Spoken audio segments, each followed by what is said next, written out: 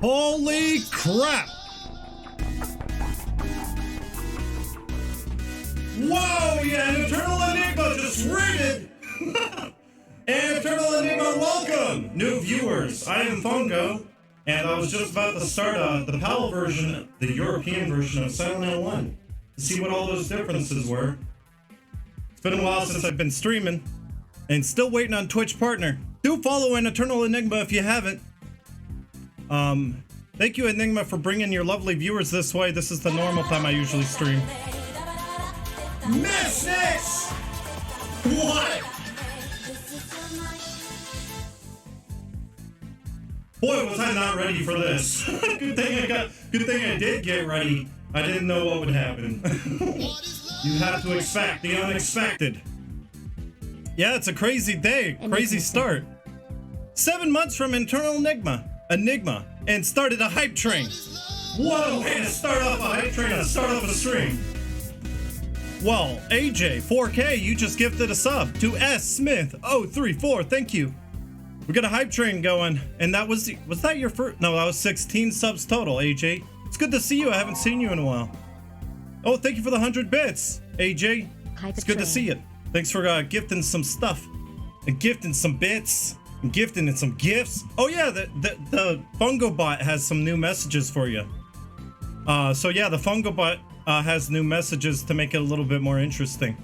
And thank you for the 7 months, Enigma, and thank you so much for the raid. 300 some plus people. I don't know what you did to trick my alert system, but it told me that you were raiding, and then it told me you were raiding again. So I don't know what happened. Yay. Yay. Who was that? Yay, a. That was Master. Oh, Master. Thank you for the 100 bits. And Evil Bunny, Fufu. I guess we're gonna have to spin a wheel. My wheel's a little different. You gotta get used to it. It's a little different here. Gotta get in the I'm delirious and I accidentally hosted first instead of raiding. Oh, that's what that was. It told me you hosted and then it told me you raided. Because I was like, was that who I thought it was? Happy to see you, Fungo. Well, thank you, RE4FMV Hollywood. Also, Kivalis with 100 bits. Evil Bunny Fufu with yet another 100 bits. Thank you, you guys. I hope beating I can't talk. Doom Eternal was a good time. I imagine you stayed up really late just to get that out of the way and beat it. Were you beating it on nightmare mode? Sounds like a hell of a lot of fun. But also you must be tired, so like you said, you're exhausted. Go get some rest. We're gonna be playing, oh my god, the hype train, guys. I cannot forget the hype train. We're gonna be playing some Silent Hill 1, so kick back, relax. I know you guys like Silent Hill. I heard that Enigma likes Silent Hill too. Yes, go pass out. Thank you for bringing your raid to me. I appreciate it, Enigma. AJ4K with another 100 bits. LV5. We need to get that hype train to LV5. That's pretty good. Very Doom relevant. Miss Nix, thank you for the 5 gift subs that started this whole thing. Miss Nix, thank you. Miss Nix gifted 5 tier 1 subs at the very beginning of this raid by Enigma, which I should shout out all the people that got this. If you were one of these names, I gotta thank you. And you gotta thank Miss Nix too, because Koji Kenshiro, you got it. Jet69, you got one. And thank you, Dexter5021 for the 100 bits. Light and Glass, you got one. GF Frank Yeager, you got one. Lang Vatnes, Luke Cage, Software Freak, Mr. Hyde 1886, American Idiot, SJOTYME. I'll just put it that way. I don't know how that's supposed to sound. That's right, after this hype train, we're about to complete level 4 already. Oh my god. And then Rain! Rain, you step in and you're like, no problem. I got this. Rain. I got this. And then Rain just stepped in with 5 tier 1 subs. And thank you for the follow, NPC Wendy K. I appreciate that follow. And anyone else who might have followed, I appreciate it. Big fan of Silent Hill and Fungo, how I have missed your face. Purple Hellion, hello! I missed you too. I saw you over there at Enigma's stream. I had to pop in. I was watching because I was hosting him. And I was just kicking back and watching, and I was like, when am I supposed to go live now? 210 Rain, one of the channel founders, made a grand return. And today, with 5 tier 1 subs, Rain, you gotta thank Rain for this gift sub. Gochu Monster, Borizzle, Roger Strife, Takabella Lugosi, Crimson Rosebud. If you're one of those names, thank Rain. And we're at the very end of a level 5 hype train. The very end. And I don't even know how many wheels I gotta do at the end of this. It all started out, it was like a blur to me. Light and Glass, hello and welcome. Who else? Fungo, give me a sub, Fungo, since I can post your icons. Who was it? I don't know, Shadow Blazer, who gifted you that sub. Did someone gift you a sub? It might have been me, if that's what you were saying.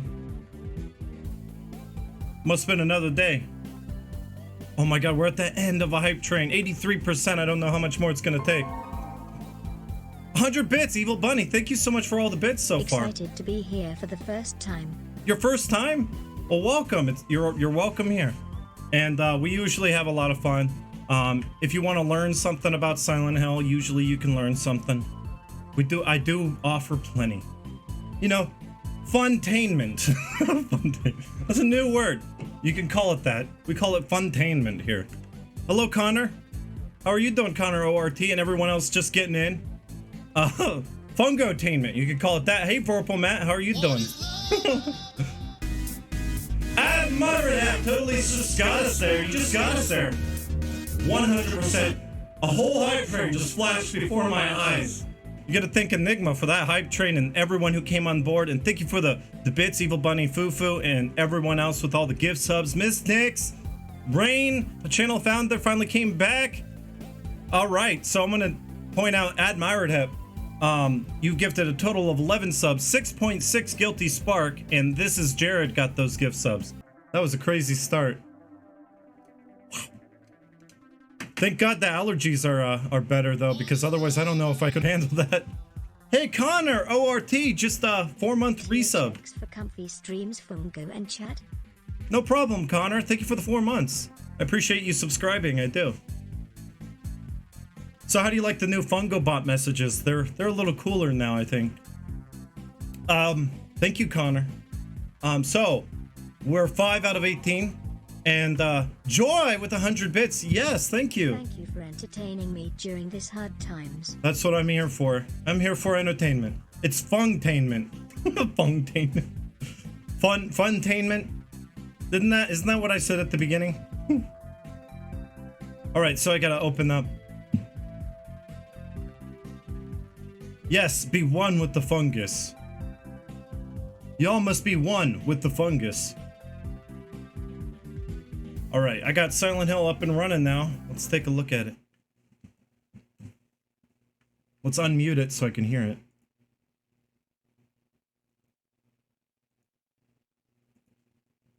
This is on EPSXE emulator. Silent Hill 1. I loaded up the PAL version, the European version, so a lot of you are used to this version of the game. Hey, thank you for the follow. Is it Shoko Lada Milk? Lada Milch? Really long name.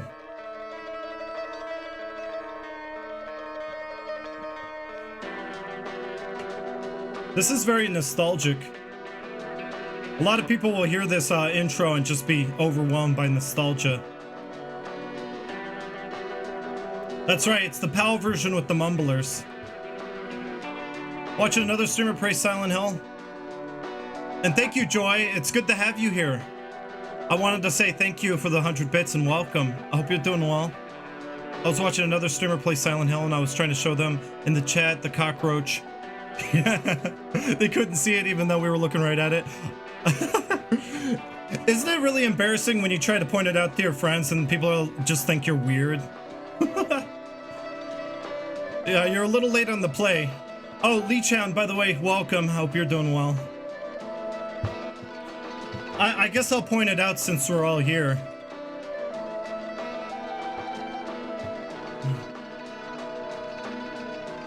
So, some differences when you beat the game. The opening version of the game does change depending on how you beat the game. Or depending on if you beat it or not. I have no saves, so this is the unaltered intro. And at the very beginning, you notice at the very beginning it has Jody, which is Harry Mason's deceased wife. But another major difference, which has confounded me since the beginning of time, is that her sketchbook says Kuiger Denak instead of drawing block. I don't know why they changed that. Max B. Woy, it's good to have you. How are you doing? When I first heard this theme at the end of PT, my heart skipped a beat. And it still skips a beat, and then I see Konami's logo, and I go, Konami! Because now you got someone to be angry at. Because none of it's coming true. It's nice to see this live than watching it on YouTube. Yeah, welcome DBZ Park. Yeah, you were watching my Silent Hill 3 HD collection video before you came here. Back when Konami was the gold standard. I know they were. They were innovators. They pushed boundaries. So if we can get the intro, actually, if we let it sit, it'll just show gameplay. Usually. Yeah, back when you saw that Konami logo, you could expect quality. Now it's like, not so much.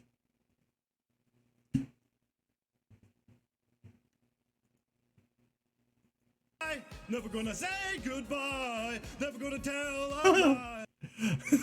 I still have it up over here.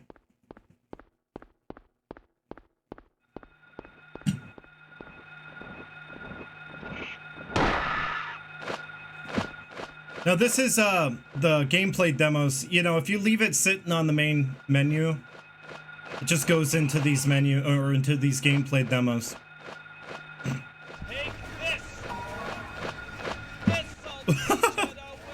Joy with 101 bits. Wheeling 101. This'll teach you to wheel. Archon Valerius, it's good to have you here. How are you doing? Yeah, I heard Shadow Blade. That is a good point. Those pre-rendered cinematics, it took like, I don't know, 8 hours for 1 second to render 1 second of those pre-rendered cinematics. And back in the day in 1999 or 98. So like a full workday just to render a second of it. Yes, welcome. You promised that you'd take me back to the town, but you never did. Mary? Dante versus Nero, hello. And Cornholio Cast, hello, how are you doing? It took 2,000 hours to render them all. Jesus. Oh my god. Did they actually say it took 2,000 hours? I didn't know that. I'm glad you're good. And Quesadilla79, hello. A Konami logo, and you're like, yeah, I'm having a lot of fun at this pachinko parlor. Now, when you see the Konami logo, you just think pachinko or packy slot. Or, oh, actually, there's something I wanted to do. I did notice it was running bad. There was something I wanted to do before I got rated. I'm gonna use first frames per second limit so that it runs better. And one more thing we could observe. I'm gonna show you and be like, take a look. We're gonna watch the intro again, so I could show you some differences. There's only 2. And it depends on if you've beaten the game or not. If you've beaten the game and it detects a save on your memory card, it'll change the prologue. And you can imagine the hours it took to re-render the prologue just to make these little tiny changes. And the opening still looks good. Well, it's not showing up now, but...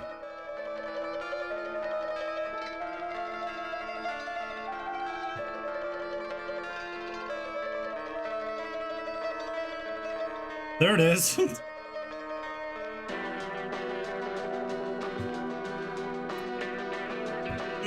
So, the very beginning it shows Jody, which is Harry Mason's wife. We find out her name from the play novel. Silent Hill play novel. Shows his wife and him holding a baby when they picked it up on the side of the road. That was Cheryl. Hey, Sissy Bubbles. But what changes when you beat the game is that it shows Cybil and Harry Mason holding the baby. That could lead a lot to the imagination. Maybe. There it is. Kuwigger the Nook. The sketchbook changes when you beat the game. It says Kuwigger the Nook. I have no idea why. Get ahead, G-Man. This is what it says. It changes to. I believe. I could be wrong, but those are two changes I've noticed. Oh, you just got the notification? I know Twitch has been a little slow on that. I've been live. We had this crazy beginning. Enigma raided me. I've been expecting you. It was foretold by Gyromancer. I had Enigma raid me. A bunch of lovely viewers, and then got a hype train, and we spun the wheel. And we got 2 Twitch sings and marbles already. And I only went live an hour ago.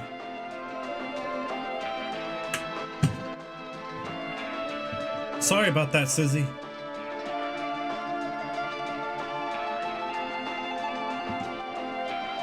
Mommy? You lack fun, Skoji. Mommy, I'll give you this please wake up, son. That's what I was like on launch day for Silent Hill 1. I was like, Mommy, please wake up, Silent Hill. We must go buy it now. I was like, Silent Hill's out. We gotta go get it. This was a game I was very much anticipating. Not your fault. The notification thing just sucks. Yeah, I guess it's a little late on notifications, and I'm sorry, everyone. Also, Twitch is taking their time on my partner application. You know that's gonna go well. You know that they're probably gonna approve it, but they're just taking a long time because they're backed up with everything. Yeah, Fox Milk, and by the way, Fox Milk, Evil Bunny, Fufu, thank you for still sticking around. It's good to have you here. I hope you enjoy this playthrough. We're just gonna kind of like talk lore. We're gonna like examine the story and really like go in depth with it. It looks like the opening is stretched, but you know, I'm fine with that. The pre-renders aren't supposed to be stretched, but I'm fine. This is on EPSXE, an emulator. We started a new game.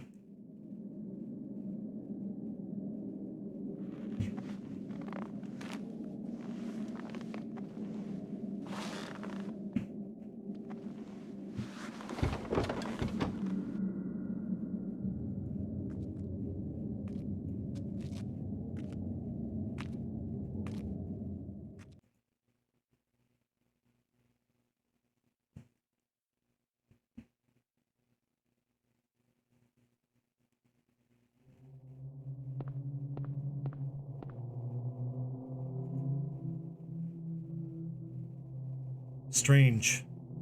It's quiet. Too quiet. This place is like a ghost town. Cheryl.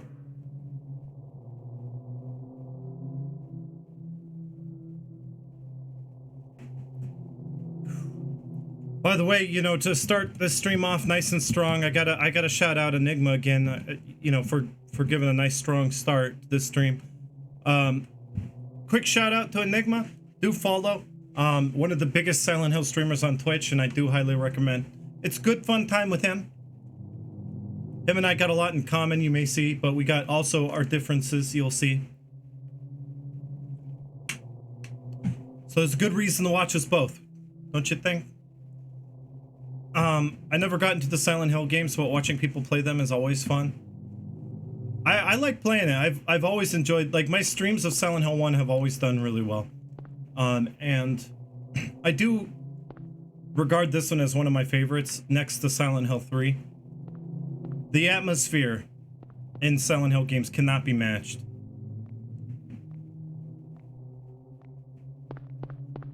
Footsteps?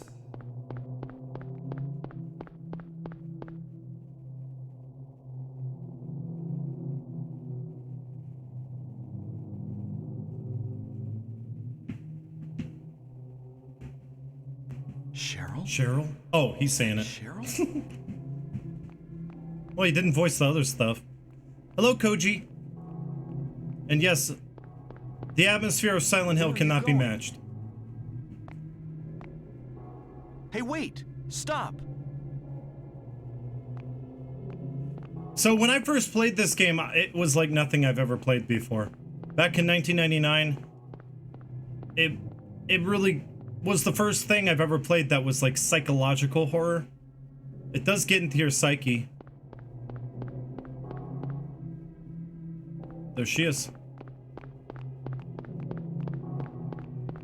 Yeah, see, each Silent Hill game has a different, like, kind of... And Cornholio Cast asked, that's interesting. Silent Hill 3 is your favorite? I would say it's a tie between 3 and 1. I can't really say which one's my favorite. Because you gotta have both to have the complete story, I think. One of the first games I played on PS1. This was a game I was waiting like a year for. I waited a good long year for it because I knew it was going to be something special and different. Beware of dog. See, what Silent Hill does a lot of is they plant things in your subconscious. Like this beware of dog sign. You know, there may not be dogs around right now, but it puts that danger, beware, in your subconscious. So that you kind of start to be a little bit more cautious. And then they like to do this where they overwhelm your subconscious with information. Stuff that you're not looking at or thinking about in your active conscious. Stuff that's meant to overwhelm you and make you feel disturbed. You know, Silent Hill, what's so special and fun about it? Well, that can't be summed up in a couple sentences. That would probably be an essay right there. There's a lot, but mostly the atmosphere is very different from each and every game. Like Silent Hill 2 has this more lonely vibe, this more like oppressive, empty kind of loneliness, abandoned, like you're the only person, very empty. Whereas Silent Hill 1 kind of has a different vibe to it. Silent Hill 3 has this like really alarming kind of atmosphere to it. Silent Hill 4 kind of has this dreadful atmosphere. It's all very different. It's hard to describe, but they're all very different in how they present the horror. Yeah, Zoe Chick, hello, welcome. The Shadow Babies freaked you out so much. We're about to see this is the PAL version of the game. There are some differences. Jesus! What is that? I don't remember him saying, Jesus, what is that? Is that different? I'm wondering if I should note these down. So this right here adds a lot to your imagination. Like, what happened here? Like, that kind of stuff. Oh, I can unpause the alerts now. Thank you, Techno Magi. Techno Magi, just subscribe. Thank you for the Twitch Prime in 4 months. Total. I was 10. I'd never seen anything more creepy and atmospheric, and the music is eerie and beautiful too. I love the music. It's so different.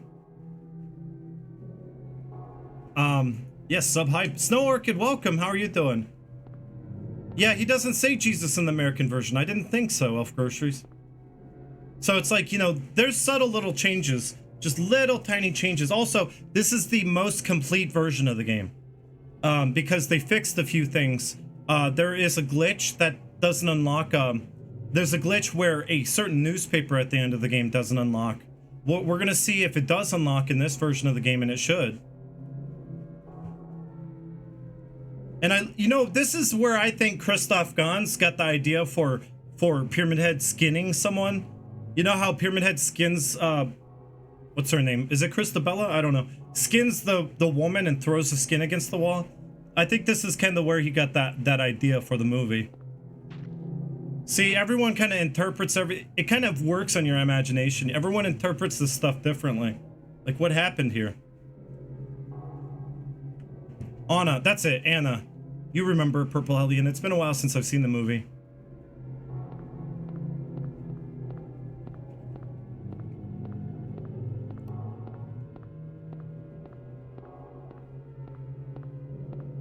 Is it Anna or Anna? Right here, this camera angle right here. And you know, the Silent Hill movie had to put it in. because it's so impressionable. When you're first walking through this alleyway and you see this camera angle, it's so disturbing. Almost feels like you're being watched from above, but at the same time, it's doing a lot to the atmosphere.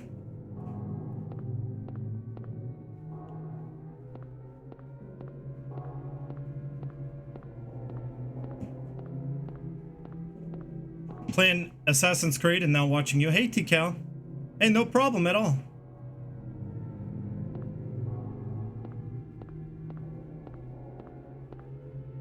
Masterful game design. Like right here where the camera's just watching you from a weird angle. The PAL version is the most complete version, which is kind of depressing that I'm not playing that version more. This is my first time playing it. I played the Japanese version because I have a copy of it, but I never played the PAL version. And the Japanese version is the most complete version too, because the only difference between the PAL version and the Japanese version is one's in Japanese. And this one, you could actually select. Let me break away real quick so I can show you. You could select language, but only from the main menu. You can't change it once you started the game. You could change the language. I'm gonna change the brightness level.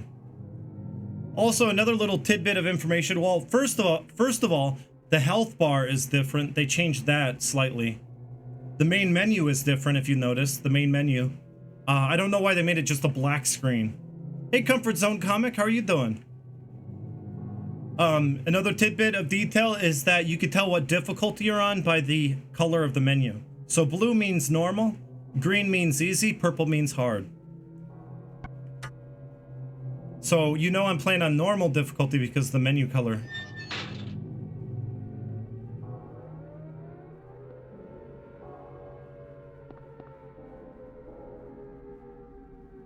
That's strange. It's getting darker. Better than nothing, I guess. And I got a trophy! Thank you, Joy and Snow Orchid and everyone. Oh, there we go. This'll teach you the wheel! Hold on, I didn't see the wheelchair yet. You gotta wait, Snow Orchid, and we're getting there. Thank you for the 101 bits. Oh yeah, I have to click back to it.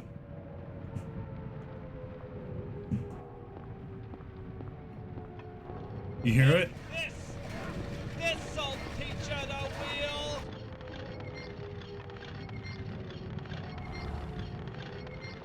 Take this! This'll teach you the wheel! A broken wheelchair? What's this doing here?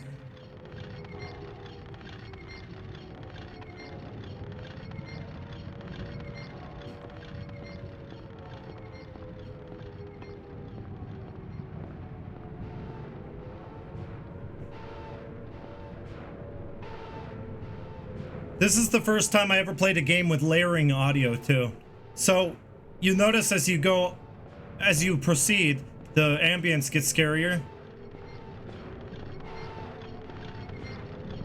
Let's see if we can get it to go back. Wonder if I can go back. Watch this. You try to go back, and you're blocked off. Look at that camera angle too. A dead end? What the hell?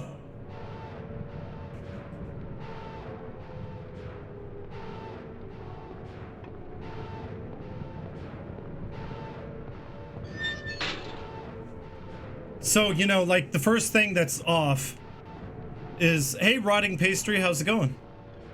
Rate the Western Silent Hill games from favorite to least favorite. I can't. No. I can't. I don't really like many of the Western games, but I'd say Downpour is probably one of the better ones. And a lot of people hate on Downpour, but I think it's one of the better ones. You'd think that was one of the most hated ones. What's this?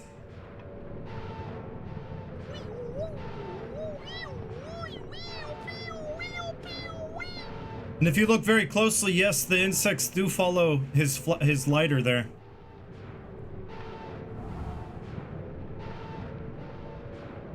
See, they kind of circle around his lighter. A little tidbit of detail. Thank you, Drunken Master, for the follow.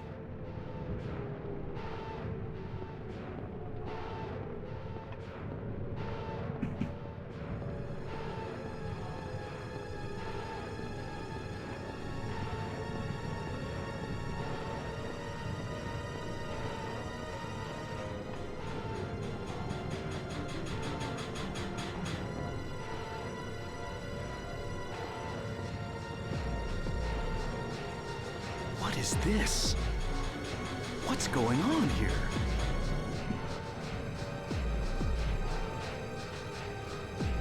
Oh shit.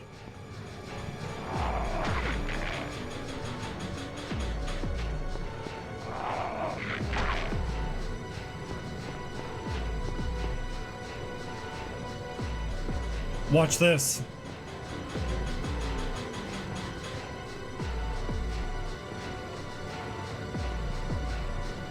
I cannot go back.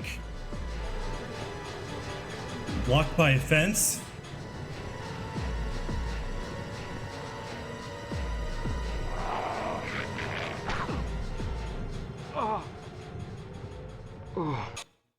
I failed.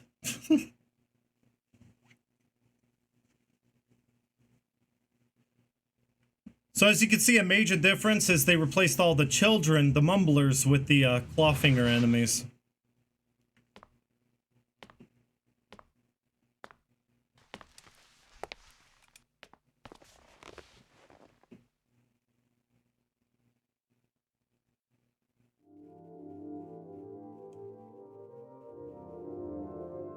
Was I dreaming? How do you feel? Oh, like I've been run over by a truck. But I'm all right, I guess. Glad to hear it. You from around here? Why don't you tell me what happened? Wait a second, I'm just a tourist. I came here for a vacation. I just got here.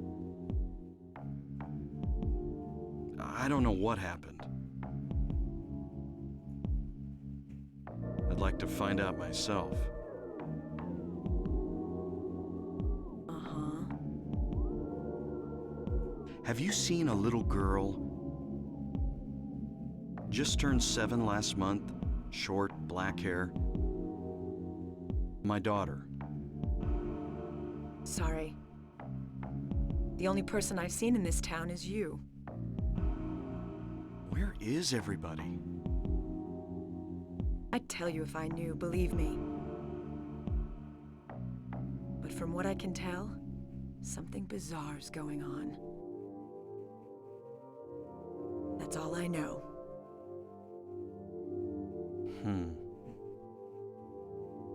What's your name? Harry.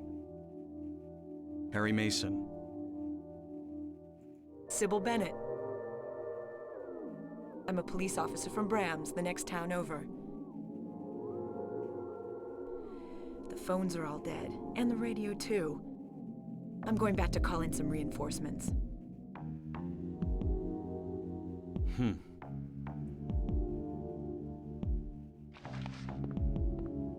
Hold it. Where do you think you're going? My daughter.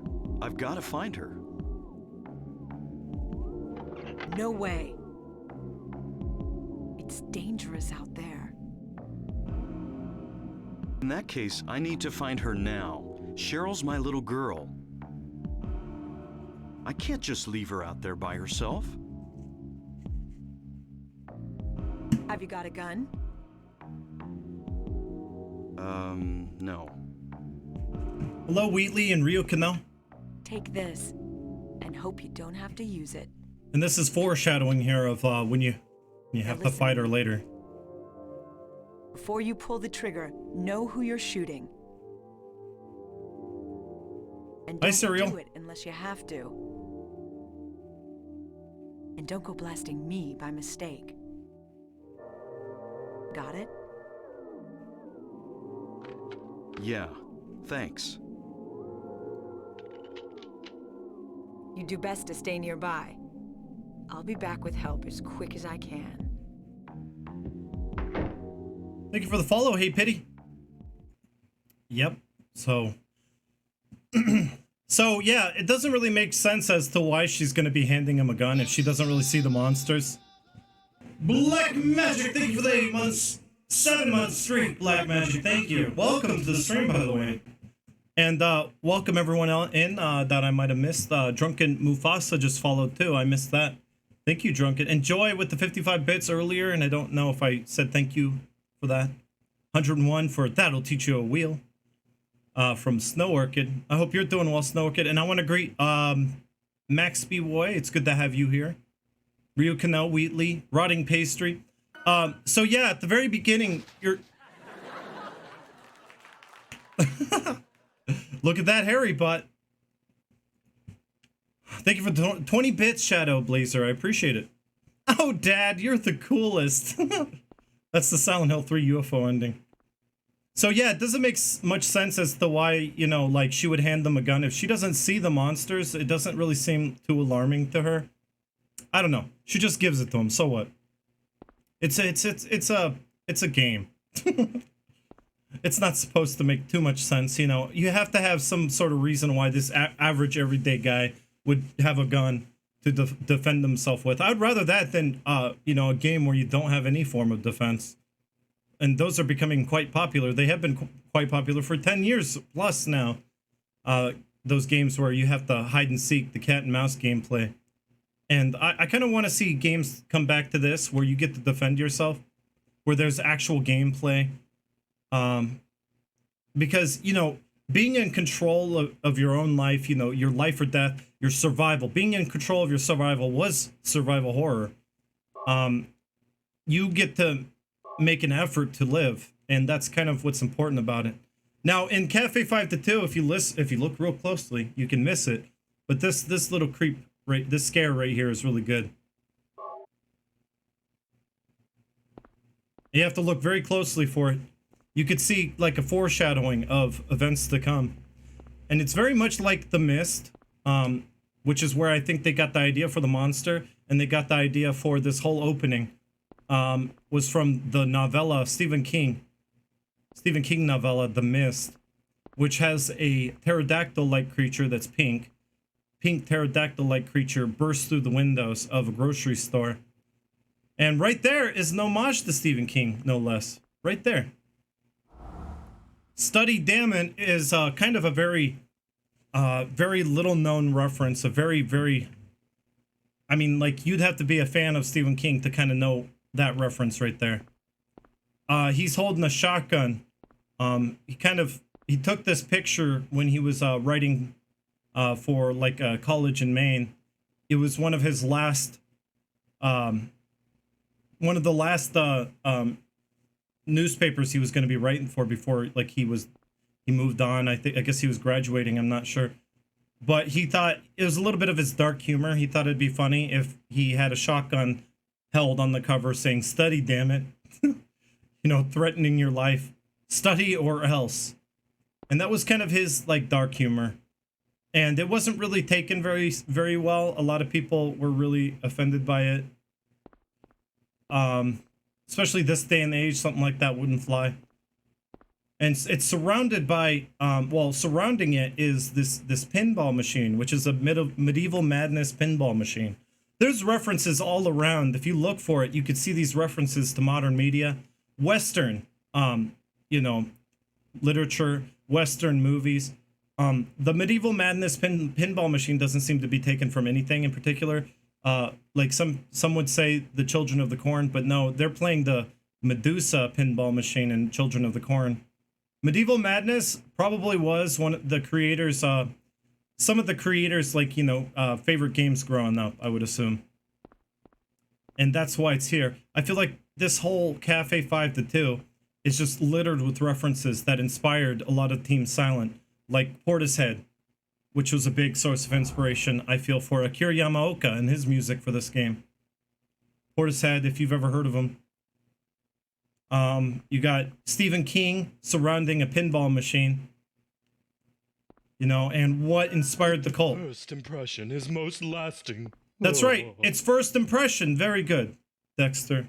And thank you for the bits, Shadow Blazer. So yeah, it's first impression. That's kind of what it's all about. They wanted to kind of fill your mind with all the stuff that inspired them the most. Like on the other side, you can't really see it, but right there you could see it, but not on the other camera angle. You can see it now. Right there. Let me back up a little. You could see a crying Mary with tears of blood, which is a Catholic symbol. And I feel like Catholicism was a big source of inspiration for the cult in this game. But also, you know, you could see like, you know, real world black magic was a big source of inspiration. Pagan symbols show that they were inspired by like pagan cults and religions. So yeah, like the Cafe 5 to 2 was also taken from Natural Born Killers. This whole cafe was a big source of inspiration from a movie called Natural Born Killers. So, you know, all the references all dumped on you all at once here. Lots of different references. Now, most people wouldn't even notice or get the reference right away. Dexter, it's good to have you. Welcome. How are you doing? The Staticit, welcome. Those health drink bottles look like they're ginkgo shots. They help, they keep on the checkout counters around here. Well, maybe they're inspired by that. But yeah, the atmosphere, like during that cutscene, the music there kind of reminds me of Twin Peaks. And I bet you $1 million that's where they get the music. The inspiration for the music is kind of Twin Peaksy.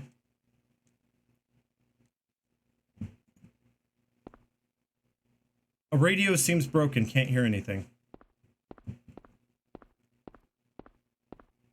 Oh, thank you, Jet69. There's a lot of references I'm going to try to cover quickly so that we can actually get through this.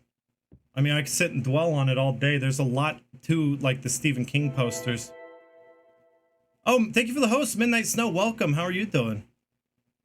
Happy gauging. I bet they have some damn good coffee in Silent Hill. FK and the coffee?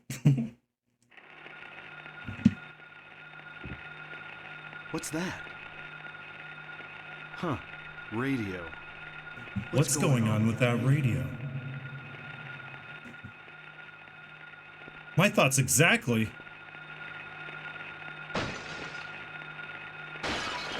Oh shit! Alarm! Alarm! Oh, that's a difference. I didn't know they changed the menu. It says X15. There's some menu differences here. That's the first thing I noticed. Wow, it got me. Got stuck in, it clipped through the wall a little. This is not a dream. What's happening to this place?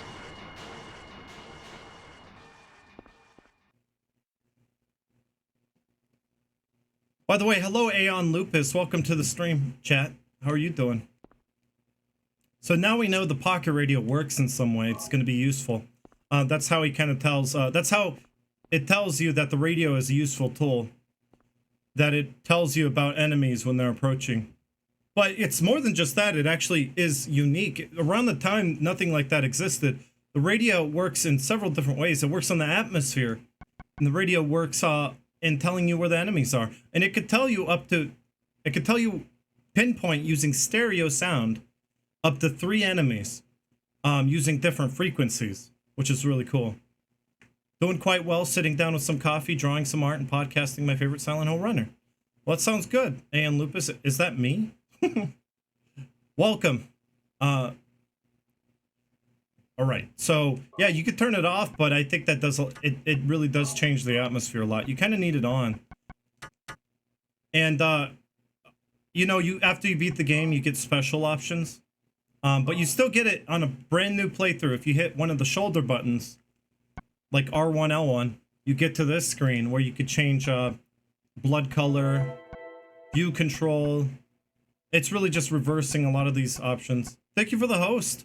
Who was that? Redfield? Slam Jammer, hello. Spirit Box, what's that? Oh, like, you know, one of those paranormal kind of sound machines. Yeah, that's interesting. That I wonder which came first.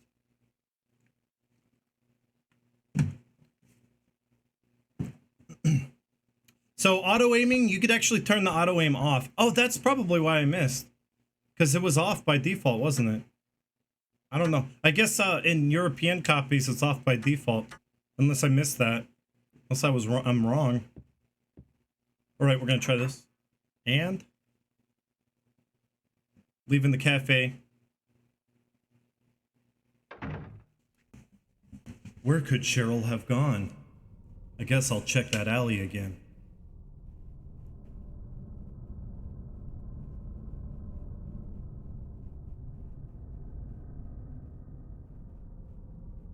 Cheryl. Thank you for the follow. Hector Crystal. Can you tell Lay Blanket of Shame? Wait, where's the Blanket of Shame? Redfield. Have you ever really noticed the blanket of shame? You wanted me to do that?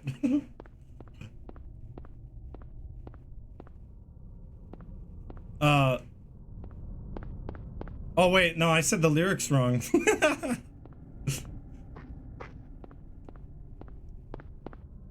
Let's see. So so far there's a lot of differences, and I'm really curious as to how many more there's gonna be. I could dodge those pterodactyls, maybe not as well as some others, but I could try. There's a clip right there if you want to hear me do it.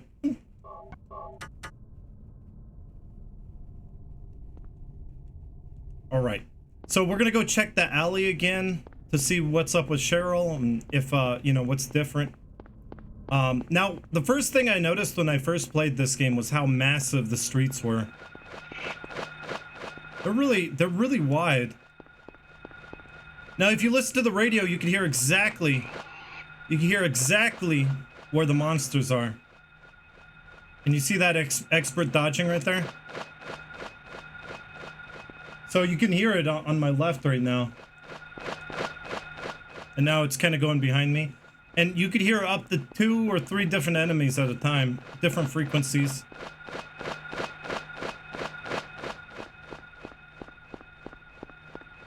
Here's the alley. Which, by the way, I'm sure a lot of people... There it is. Oh, there's a lot now.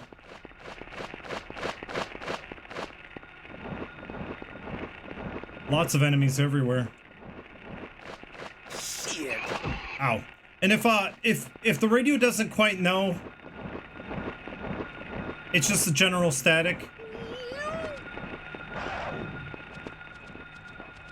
Hey, now you get the sign, beware of dog.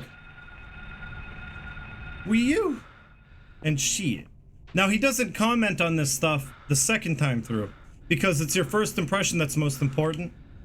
So they give you that, he kind of reacts to it at the beginning, but not now. Hi, Scene Zone. How are you doing? You got a gift sub. Yeah, I think you did earlier. And now the same camera angle here. Yeah, I think so, Serial the Wolf. It's to make you feel kind of like claustrophobic. Kind of make you feel like, you know, like the town is so deserted and empty. That's why the streets are so huge. Some animal carcass, probably. Now the alley is way different if you take a look. It kind of just ends abruptly here. And there's no going through. Got the steel pipe. No wheelchair, sorry Shadow Blazer. That's gone now. There was a wheelchair, it's gone now. Enjoy your lurk, Antithes. Hope you enjoy the stream. In your lurk mode.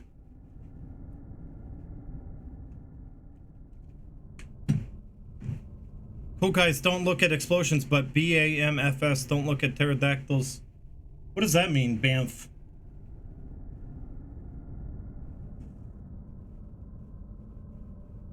I really like this angle, although I ran into a wall the first time. It's easy to kind of not... Isn't this Cheryl's sketchbook? She's at the school. She's at the school. So, you know, this was the first time a lot of people played tank controls quite like this. Now, Resident Evil had tank controls, but these were a little different. These were a lot more responsive, in my opinion, than Resident Evil controls at the time. Now, Resident Evil 2 came out just a year prior. Not even the year. Actually, it was a year, exactly. Bad Ace Mofo. I haven't heard that term before. Yeah, the wheelchairs, they have, like, they're really high-class wheelchairs, Hollywood. So this is how you kind of get an indicator that, you know, Cheryl is leaving messages to you. And also, it is a mirrored version of Kuwigger the Nook. So it does say that, just like in the prologue, but it's mirrored. Which is really weird. I don't know why they did that. Yes, this is the version where it doesn't have the children monsters in the school, but it's more complete. So a lot of the little bugs and a lot of dialogue in the menu has changed. A lot of stuff has changed. It looked like they kind of continued working on the game. But they never, like, fixed those bugs for the US release. Like, you get the fire article at the end of the game in this version of the game, as far as I know. And I don't know if the dialogue for Kaufman changes or not. By the way, that's Harry Mason. Looks just like him, don't you think? Splitting image. This is the most important memo in the game. It's true. It's me, guys. The sketchbook cover. This picture, it's me.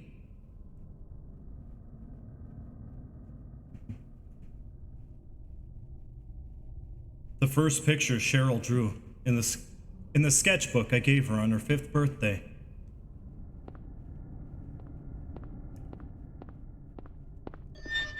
I know, it's great art. It looks like me more than Harry, I think. Yeah, cat hat, Jimmy. It looks like a horse. So he marked on the map the school. He kind of took a look at it. You could find the school if you look at it. He marked a little circle so you know you have to go there next. But right here is a convenience store, which we should check out. Oh, that's fine, Jet. Whoa, you got me, dog.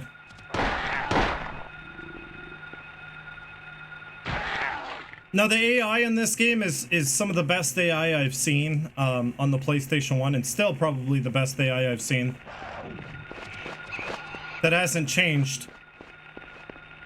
In fact, a lot of modern games today could learn from this. Each of the enemies do have different senses. Like the dogs have poor eyesight, whereas the pterodactyl-like creatures have really good eyesight. And, you know, whether or not you have your flashlight on, it does affect it.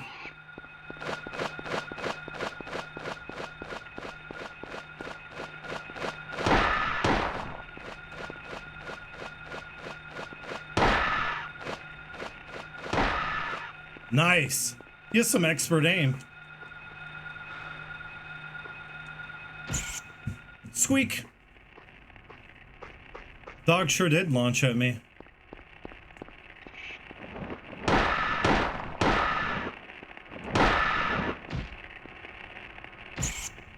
Now, this pterodactyl always guards the convenience store.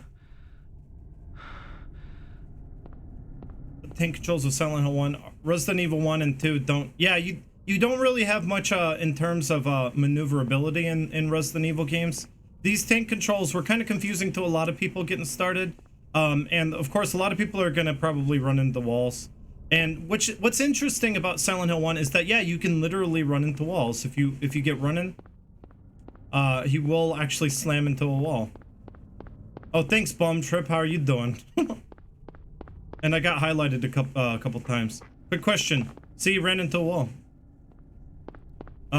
Which kind of affects your maneuverability a lot. You can get killed if you just run recklessly.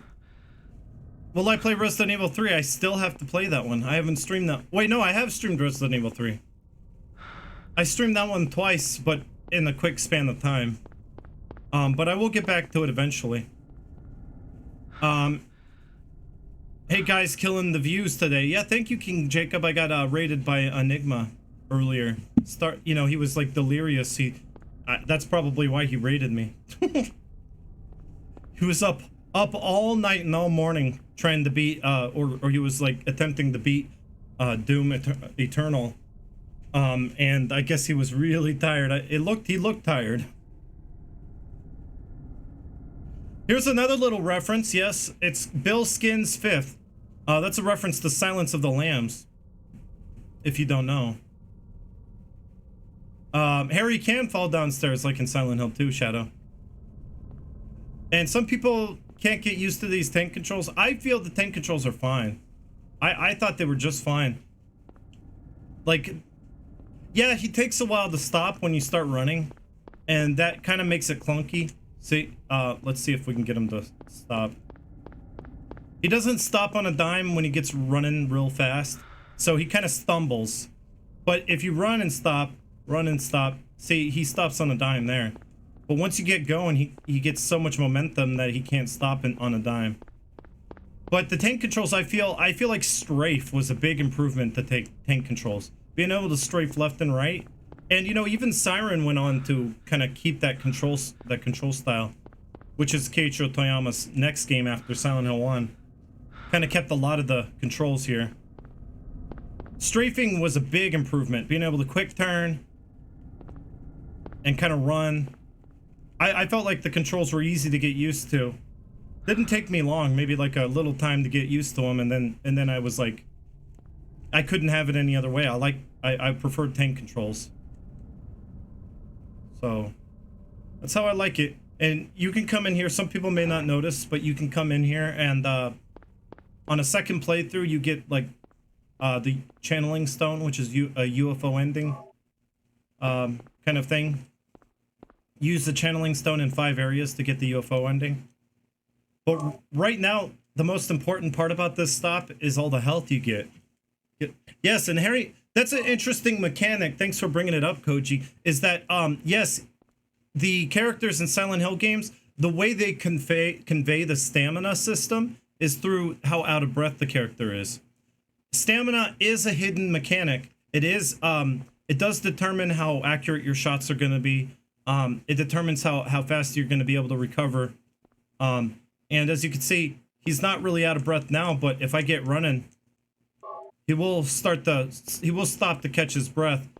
And you kind of want to let him do that before you run on, because like your shots will be very inaccurate. Also, another thing that determines your accuracy is your flashlight. If you have that off when it's dark, he will miss more shots. And this is a nice, yeah, little Silence of the Lambs reference right here. The convenience store is a little reference to 7-Eleven, I believe. Maybe even Circle K. But if you get running for a while, you'll see that his stamina depletes as you run. And then once it gets down to 0, he will start breathing heavily.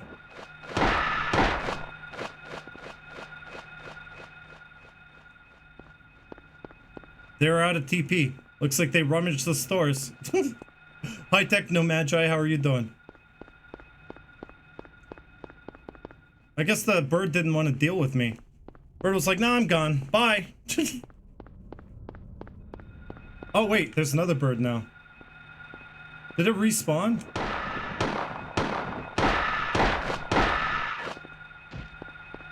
It's thud. That was interesting.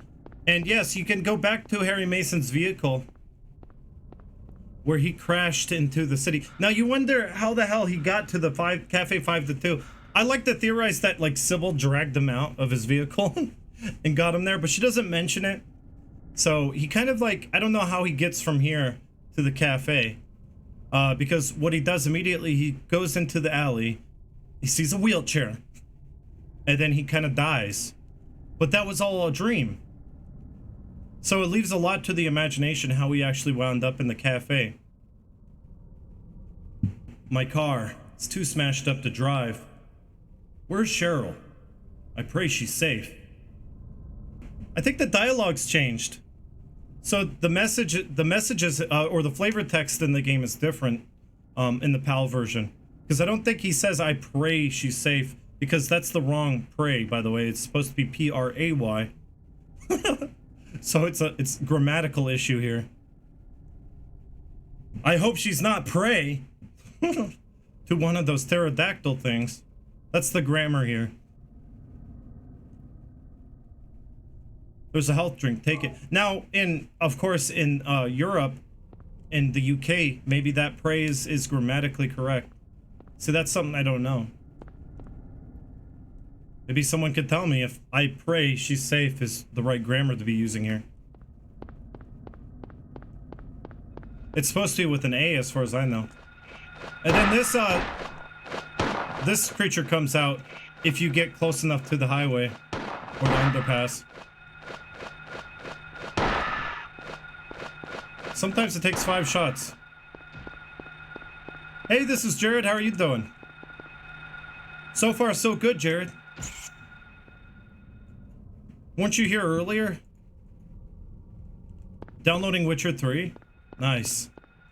Purple Hellion. Fungo only. See, I swear this keeps respawning.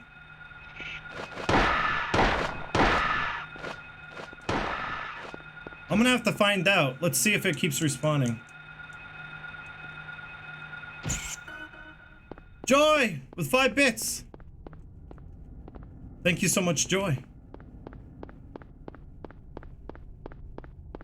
Say blood color spelled with a U. Interesting. Let's see.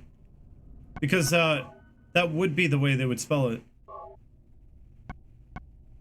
No, not spelled with a U. Did you play the Siren games, Fungo? No plans to stream those games? Oh, I do plan to stream Siren. I did at the beginning, but I wasn't getting the right views. But now, once I hit partner, then I can start deviating away from Silent Hill. And I'm still waiting. Draco, JTV, how's it going? Yeah, this is the version where you fight teddy bears in the school. And that's probably the worst part about this version, but so far I see a lot of bug fixes and a lot of, I like the dialogue changes in the flavor text. Except for Prey with an E. I don't know why they did that. So now we could kind of head towards the school. Yeah, Siren is one of the hardest games to ever play. It's really hard. And it takes, you have to use a strategy guide with it. I don't know how people figure it out on their own, and it's not really meant to be figured out on your own.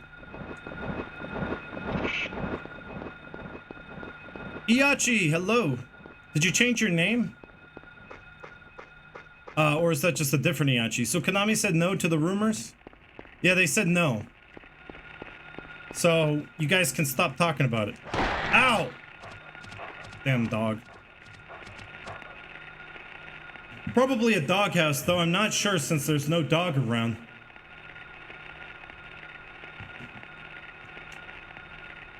Are you sure, Harry? Maybe you need to take another look. I don't know, that looks kind of like a dog to me. Nothing in particular around. Nope, nothing around at all. Totally safe. Completely safe. Oh crap! What was that? That came out of nowhere. There was no dog just a second ago.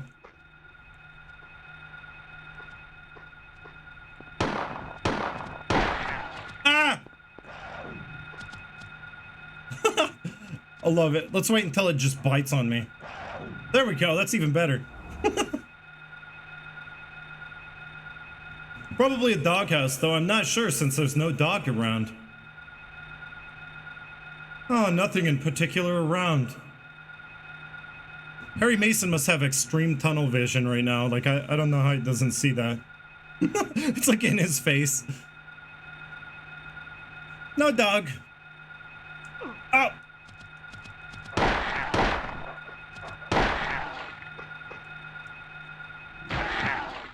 Yeah, the low poly muzzle. Yeah, the low poly stuff is great.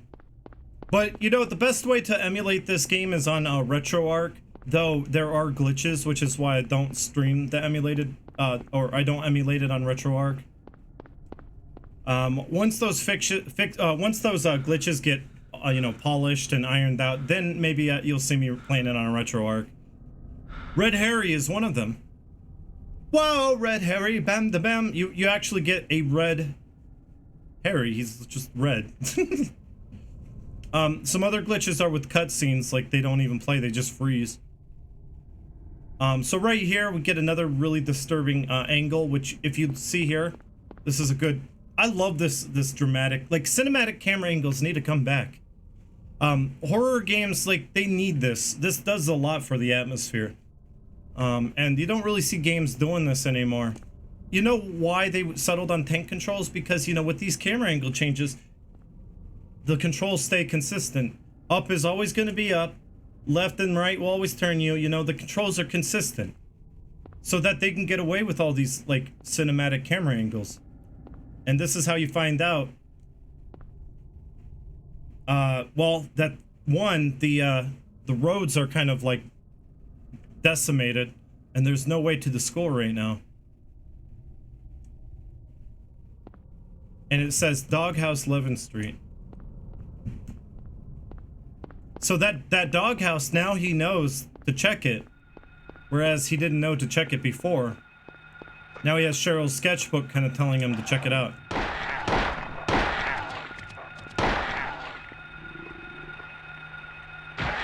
Silent Hill 4 has cinematic camera angles, but the controls mess you up.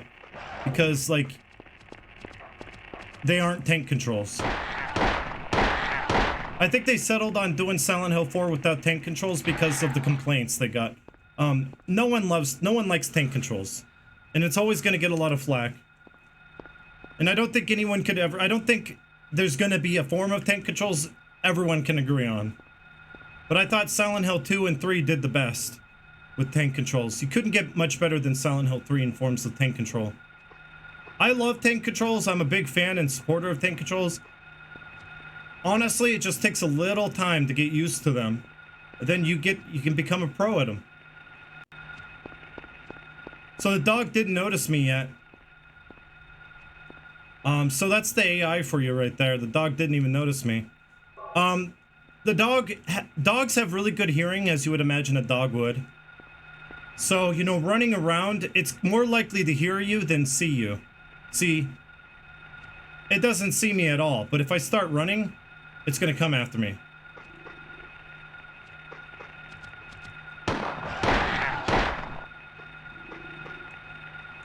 Resident Evil Remake has, I think so too. Like, they did a good job with the remake. Are you talking about the Resident Evil 1 remake, remaster that they released? That one had pretty polished controls. They also offer a, you know, like a non-tank control version of controls in the remake of 1. But you're probably talking about Resident Evil 2 remake. Alright, so now we know to go check the doghouse. Let's go check the end of this road to see what's there. I love tank controls. It was boring playing Homecoming with those Uncharted controls they put it. Yeah, Homecoming, not my favorite.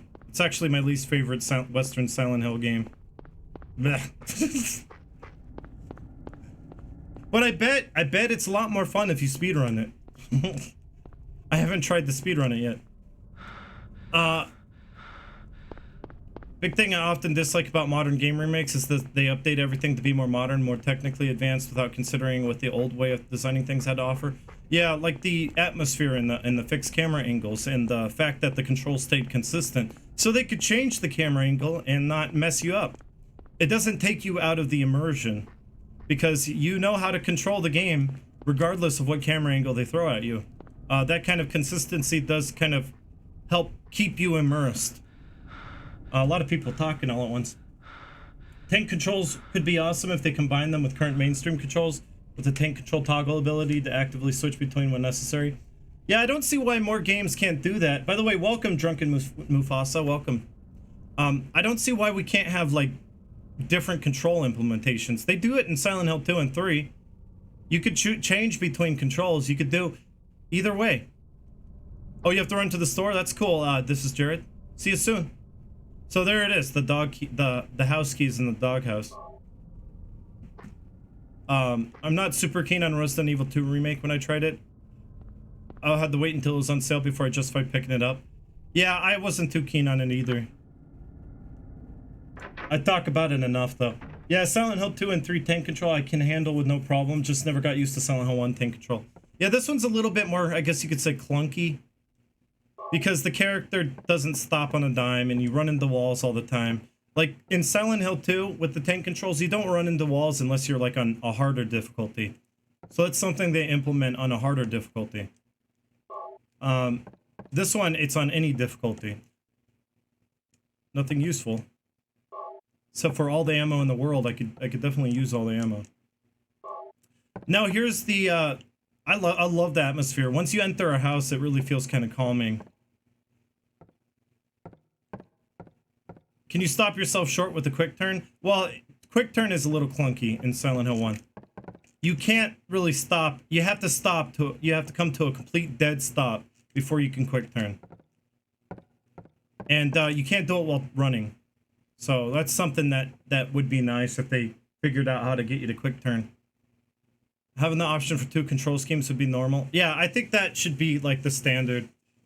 Definitely like have 2. And Silent Hill 2 and 3 already was way ahead of every other game at the time. And they offered 2 different control schemes. Many people don't really spend a whole lot of time in the options menu to see that, yeah, there's different control schemes. And I'm almost dead. I didn't know I was almost dead. But yeah, like in Silent Hill 2 and 3, there's different control schemes. So people complaining about tank controls, you know, after Silent Hill 2, well, they could just change it. A lot of people don't even think to look.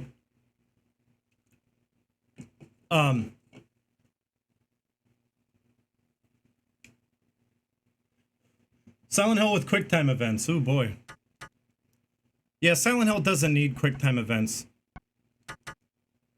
This'll teach you to quick turn. See, it's really clunky. It doesn't happen right away. Yes, I sang a special song for Friday, Trick Onion. Welcome. How are you doing? I sang Friday, Friday, gotta get down on Friday. I don't know that song at all. So here we come to a door with 3 different locks on it. Whoa, Trick Onion. That's a total of 2 subs so far. Trick Onion just gifted a sub. Second sub ever gifting in this channel. Lee Chan, you got it. Well, thank you so much. I appreciate it. Too bad I didn't have the music louder. It would have sounded better. I mean, it wasn't going to sound good anyway. Tank controls in games like Silent Hill are very easy to explain. It's weird to see people fail to understand. It's really just like, you know, you just got to sit down with it and get used to it. At first, it was weird for me. I kind of remember back in 1999. But then again, I was used to tank controls because, like, the #1 game I played the hell of a lot of. Actually, the 2 games I played non-stop until this game came out. Tomb Raider, which is tank controls, and Resident Evil 1. Those were the 2 games I was playing. So, of course, getting used to these tank controls was really easy. A lot of PlayStation 1 games were tank controls at the time. So it was really easy for me to get used to it. Congrats on passing your test, Lee-chan. Gotta get down on Friday. Which seat should I take? Okay, I got 3 locks here. It doesn't even tell you what the locks are, but if you look here, it'll tell you they are keys for the eclipse. Something is written on the map hanging on the wall.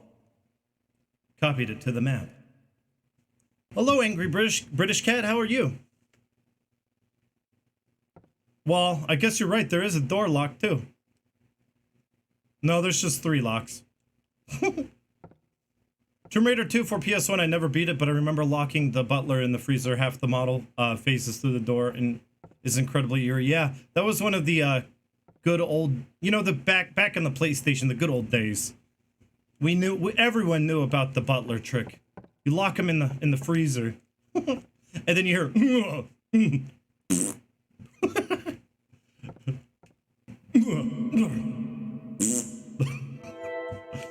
Hello, and thank you for the host, angry British cat.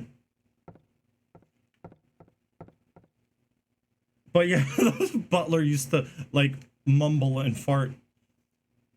So now we got to collect all 3 keys for the eclipse. And why are they called the keys for the eclipse? Well, you'll find out once you get them.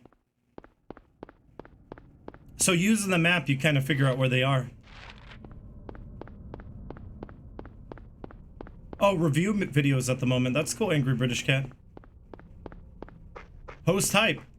I remember that from Tomb Raider. Yeah, that was one of the classics. You know, in every Tips and Tricks magazine, you'd get that. Did you know? It's like, you know, like top 10 lists of Silent Hill. At number 1, you know it's going to be, did you know Silent Hill was inspired by Centralia? And that is not fog, but it's ash from the coal mine fires burning deep below. But really, it's not. It's not based on Centralia at all. The movie, but not the game. But it was like in every Tips and Tricks magazine. What is this on the wall? I never noticed this. Oh my god, a Pet Sematary reference right here. I didn't even know about this, guys. Stephen King's Pet Sematary.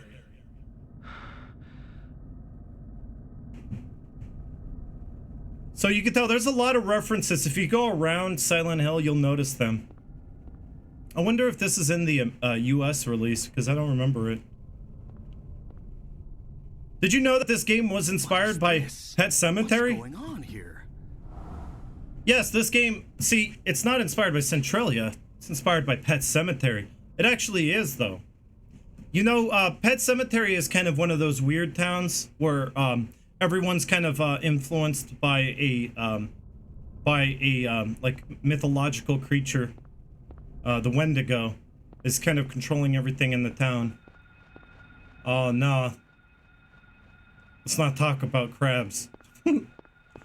Actually, Silent Hill 2 was based on... Oh, Silent Hill 2, okay. Yeah, I streamed the Centralia game. That's a clip from that. Thank you, Katahajime. Right here is another reference.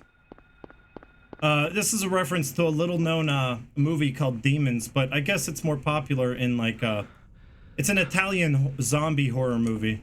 And this is the movie theater from that movie, Metropole. I think it's just called Demons. And the posters kind of look creepy.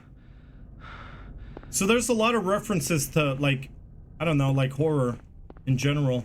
But mostly Stephen King. I mean, like, look at the street, that Cafe 5 to 2. You start right off on Bachman Road. What is love? Grady Yod with 9 months of love.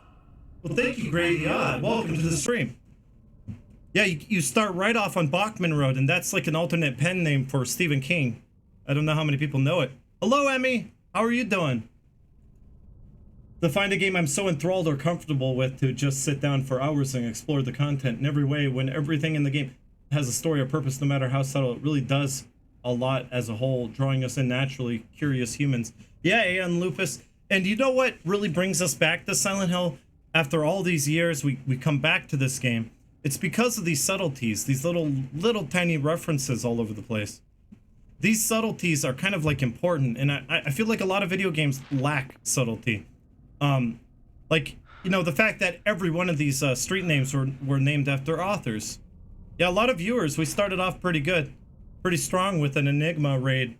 He was so tired, and I kind of went live thinking maybe, I don't know, I went live like a half an hour earlier, because I saw that he went on for a long time, and I didn't know what was gonna happen. I just went live just in case he wanted to raid.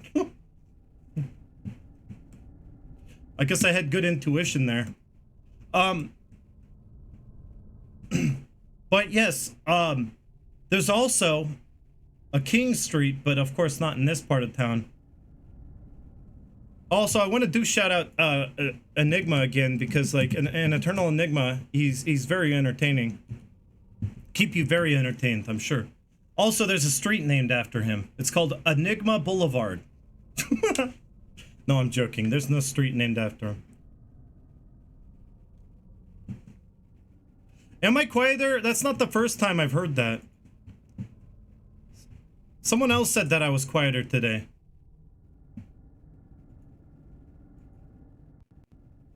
shouldn't be, though.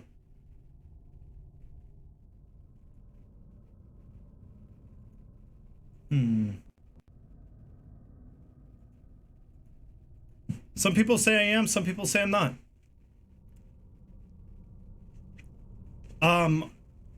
For the first time in a long time, I'm not using Speedify. That's the only difference I can think of. I always turn Fungo TV up to deafening volume so I wouldn't know. Yeah, good thing I have filters on so I don't pierce your eardrums anymore. I used to have that problem. Gray the Odd says, sounds good. Seems good, right? No, Midwich Street is not an author name. That's actually the unusual part. You're right, Rotting Pastry. It's named Midwich after the school, which is named after the Midwich Cuckoos, which is actually, anyone ever heard of Village of the Damned? That's kind of the main source of inspiration for Midwich. Village of the Damned is a, kind of a, there's a remake by John Carpenter, by the way. I did see it and it was really bad. John Carpenter, he threw the towel in at that point. He didn't even try with that movie. But yes, Village of the Damned is a paranormal movie where kids are really weird. And they seem to have these, like, psychic powers. It kind of reminds me a lot of Alessa, doesn't it?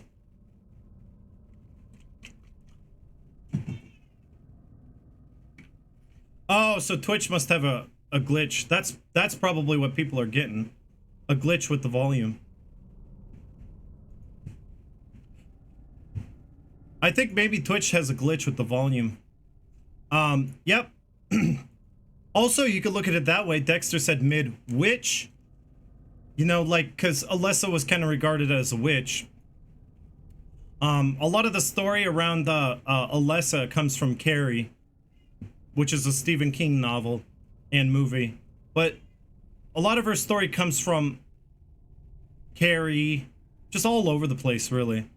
And a lot of people don't know it, and a lot of people, I didn't even think about it for the longest time, but the story is about Alessa.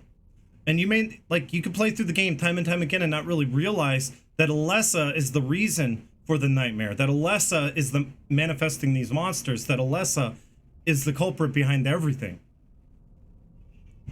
Yeah, I imagine Twitch has been dealing with a lot of bugs. Hey, Ping. Ping wants to say hi to everyone. I know I'm supposed to be collecting all the keys for the eclipse, but Ping wants to say hi. Hi, Ping. Everyone say hi to Ping. I think I'm gonna take a break before we move on. I haven't had a break since I started. Say hi, Ping. She's got little sleepies. She's such a baby. She's like, I'm tired. Will you stop shouting? Yes.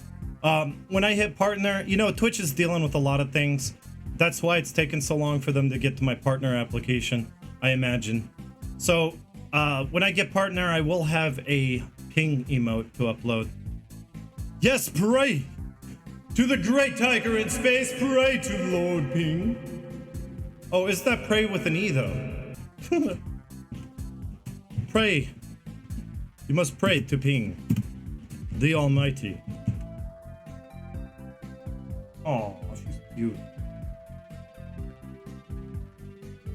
That would be nice if they made us, I actually am in a Silent Hill game, Dexter. There's a reference to me. Little do I talk about this.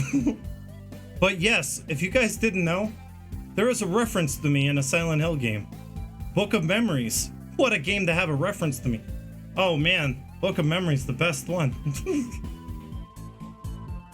Oh, Pink. I am canon to the Silent Hill series. Yeah, seriously. I don't know. Someone told me this, but there is the Twin Prophets, which is a reference to Twin Perfect when I was a part of the real Silent Hill experience. Tom Hewlett kind of put that in as a little jab to the real Silent Hill experience. And he called it Twin Prophets. Oh, hey, there you go. Well, there's double the link. If you don't know, Tom Hewlett put it into the game as a little jab at me and the person I kind of collaborated with. So there is a little reference to me in Book of Memories. Twin Perfect, Twin Prophets. And the description of twin prophets says that people heed their words, and they, I don't know, something about how they like listen to them, and believe everything, their gospel, regardless of truth or not, something like that.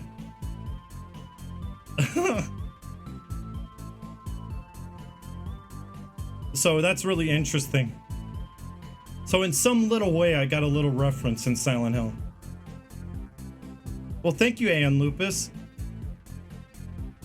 Spinning around with the laptop. Yeah, that's too good.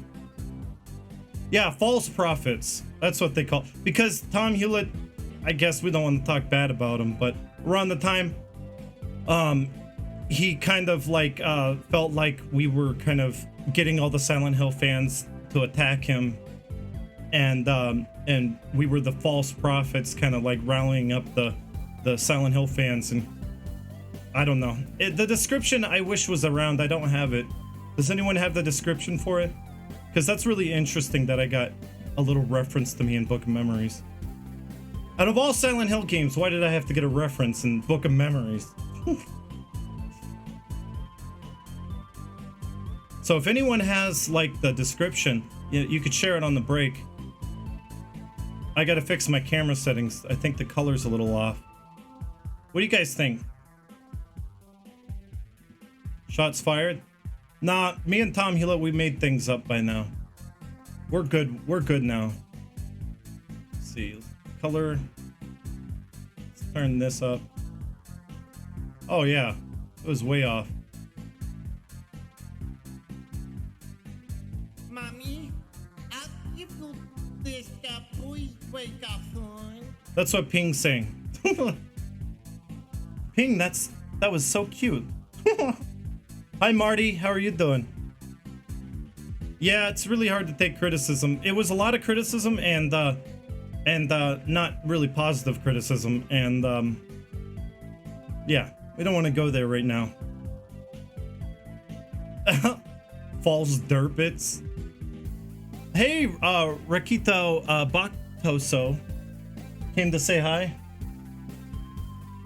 While in between meetings, have 2 cats myself. Well, that's cool.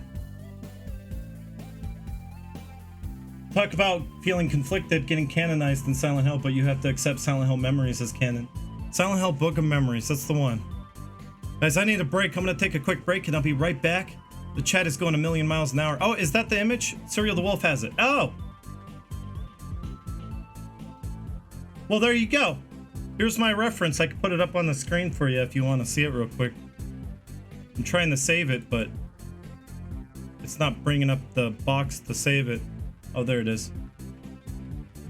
I should save this because I always, like, when I bring it up, I don't really ever have the proof. Alright, I'm saving it now. Alright, let's open it up and you can see what I'm talking about. Let's do this window capture.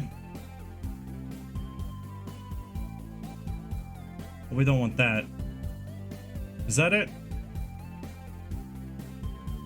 Guess that's it. Talk about throwing shade. Well, we're not throwing shade here. Let's see if I can get it in a bigger window. Okay. So it says Ivory Testament. I love how they use the word order, which is something we argued against, the order. They appeared among our order, preaching the word of God. 2 prophets, identical in every way, and flawless in appearance. You get it? Twin, perfect. Many came to follow them for their lofty speech and their appeals to the old ways. However, the words of their mouths were blasphemies, and their commandments heretical. Many brothers and sisters did not realize they were being led to slaughter. Oh boy, really? Is that really what you guys think? Oh boy. It's been a while since I read that. Boy, oh boy. So this is a little reference to me and when I was with the Twin Perfect. You get it?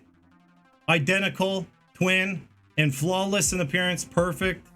So it's a good one. It's a good one. That is pretty rad though, to say that you have a reference to you in a Silent Hill game. Rad, man. I only speak the truth. And nothing but the truth. So help me God. Yeah, Sissy Bubbles, you didn't know I had a reference to me. There's a reference to me, and when I was a part of the real Silent Hill experience, Twin Perfect. This is a reference to Twin Perfect. I am flawless, I know, right? Welcome, Itchy Tickles. How are you doing? Who did I miss? I missed so many people. The only shades I threw around are Oakleys.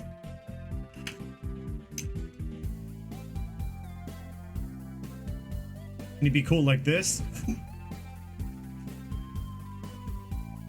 So yeah, this was kind of like a little stab at Twin Perfect when I was part of it. Hey, Joy. Thank you for the 5 bits, by the way. All right, I'm gonna take a quick break and we'll get right back on it. We're gonna get the 3 keys to the eclipse. We're gonna kind of look at some references along the way, little references. We're kind of looking for differences. A lot of it's in the flavor text. This is the PAL European version of the game. Yes, thank you. See you soon. I can close this, right? All right. Be right back, and don't go nowheres, and if you do follow. I would appreciate a follow. Maybe even join the Discord if you haven't joined. Here's a link to the Discord. Jump on the Discord, or maybe one of the other social medias. But we'll be continuing this very soon. All right. All right, gifting one out. Who's gonna get it? Maybe Drunken Mufasa. Let's see. Maybe Les Static Kid. Maybe Sam. You don't have a sub. There we go. Reaping Casualty 98 got it. Enjoy the sub. And that was for the Twitch Sings earlier. I forgot to give the sub. It was chaos. A lot of people rated. They came in right when I started the stream, so it was. I wasn't ready for it. Usually I give about 20 minutes to start my stream. I didn't even do the countdown. In fact, I just got on the computer after 5 minutes, got rated, and I just started. So I didn't really have time to get started, so everything was chaos. We got like a hype train at hyper speeds, which was really awesome. Thank you, Bevy, or BevZ44. Thank you for the follow. Hype train at hyper speeds, and then we got 2 wheels. We played marbles, 2 Twitch Sing songs. And yes, congrats on the sub. Did you pop out? No one popped out. Also, I kind of redid the Fungo bot messages. I think they're kind of neater. They're neat looking. They kind of look like a bot. Okay, look into it. It's fine, Sam. I got Red Bull to get me through this. Because we're playing Silent Hill.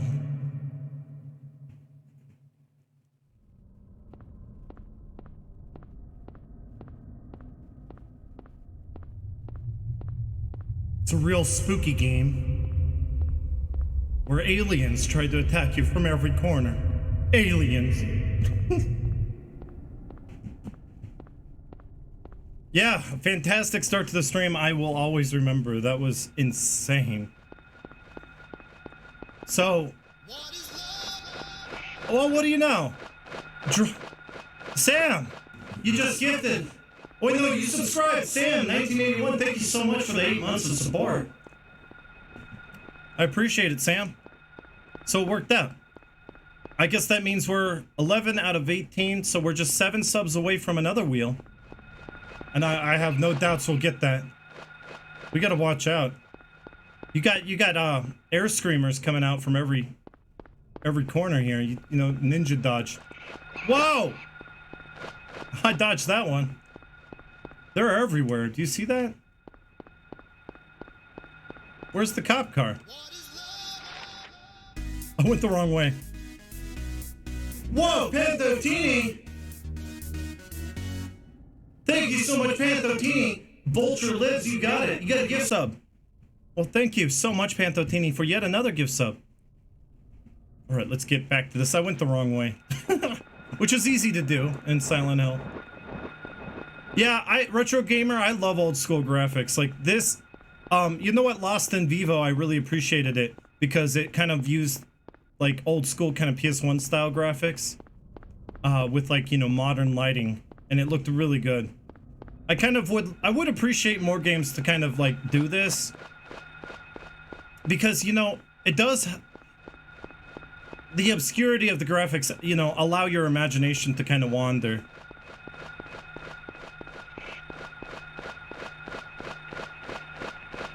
You know, the graphics not being like high def and, you know, completely obvious what they are. Got a new subscriber, Spec OBST Ops, I guess. Thank you so much for the sub. Spec Ops. It's almost like Spec Ops. Yeah, your eyes tend to play tricks on you, especially with the, what is it called? The pixel accuracy. The way the pixels kind of bob and move in the background. You go, did I just see that? Maybe I did, maybe I didn't. Yeah, this channel is kind of inflating really quickly, Sam. It's been happening, so you know what has helped a lot? Uploading a lot of my stuff to YouTube so people can watch me on YouTube. And that made my YouTube channel start to grow. And then people started following me over here because Obst is fruit in German? Oh, interesting. And this is probably the version of Silent Hill that you might have played if you're from Germany. This is a version I'm not too familiar with. This is my first time playing, actually. And you'd think that me being like the Silent Hill lore guy, knowing a lot about Silent Hill, you'd think that I would have played it by now. Surprisingly, no, I haven't. There's a lot of differences in the dialogue, Wheatley, in the flavor text, but also the menu's different, just slightly. The status screen in the X15 here, there's different languages you could select on the main menu. You could do English, or what, I don't know what languages there are, but I imagine a lot. Thank you, Mel. Welcome to the stream. How are you doing? And I did miss a message. Let me go back and read. Because I don't want to miss anyone. Oh, you have the OG Black Label, Wheatley. The last game to make me shout out loud in surprise was playing Silent Hill 3 on a hard action difficulty. That insane cancer was running insanely fast at me inside the subway car. I did not expect him to be so aggressive. Yeah, like if you're playing on hard difficulty, the enemies do actually move faster. In Silent Hill 1 through 4. Even Silent Hill 4, the enemies do attack faster. And I think that hard difficulty is the way to play Silent Hill. Because the enemies' movement do add a lot of fear. So, I guess we got the ping. Ping can't leave me alone right now. We got the key of Scarecrow, we got the key of Woodman in the car, in the police cruiser. Yes, that's right, Dexter, I found the Cowardly Lion key in a police car. I guess it tried to escape from Silent Hill in the police car. DBZ Park, I've been watching past Silent Hill stream on YouTube the past week. So there you go, DBZ Park's one of those people. Also, Spec Obst, been watching a lot of your Silent Hill stream uploads and VODs while working from home. So subbing while catching you live seemed like a good idea. So there's another person that was watching me on my uploads on YouTube. Well, thank you so much, Spec Obst, for the sub. Ping, you're so cute. Mwah. She's like, no. She ran away in anger because she wanted to be held. She was very needy. Well, thank you for letting me know, Spec Ops. And, DBZ. Need more pet pictures in the Discord, by the way. I did put a lot of pet pictures of Ping up. But that was a while ago. I could post some more. Hey, Fungo, what's your name? My name is Dusty. Or Dustin. You can call me whatever. Call me Fungo. But you asked, and I answered. Hi, Lost Warlord. How are you doing? So we got the key of Scarecrow in what? A mailbox. You know what's interesting about that? Well, a Scarecrow is held up by a post, right? A mailbox is also held up by a post. That's the parallel there. Isn't that interesting? And then the Cowardly Lion was in a police cruiser trying to escape Silent Hill. I don't know, you know, it's kind of obvious with the references there, but it's kind of hard to put in the words. You thought my first name was Fungo and my last name was TV? Close. I just got here. It's going to be a great day. This is the version I grew up playing. Oh, really, Frenchie? It's going to be a great day. Thank you for the message, Frenchie. I hope I can definitely make your day go by a lot better. We have a lot of fun here. And we're only like 5 subs away from Wheel, if you want to do that. I'm playing on normal, Wheatley. Like I said, though, hard difficulty is the scariest and best way to play Silent Hill because the enemy movement is so much faster. I kind of wish I did kind of start on hard, but, you know, doing a kind of lore kind of analysis, kind of looking deeply at the game, I do get attacked a lot, so it's kind of good I'm not playing on hard. A dog's head.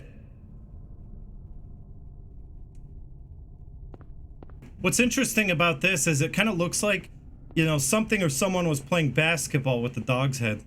Now this is one of the most disturbing imagery that a lot of people will remember this one because it kind of stands out in your mind.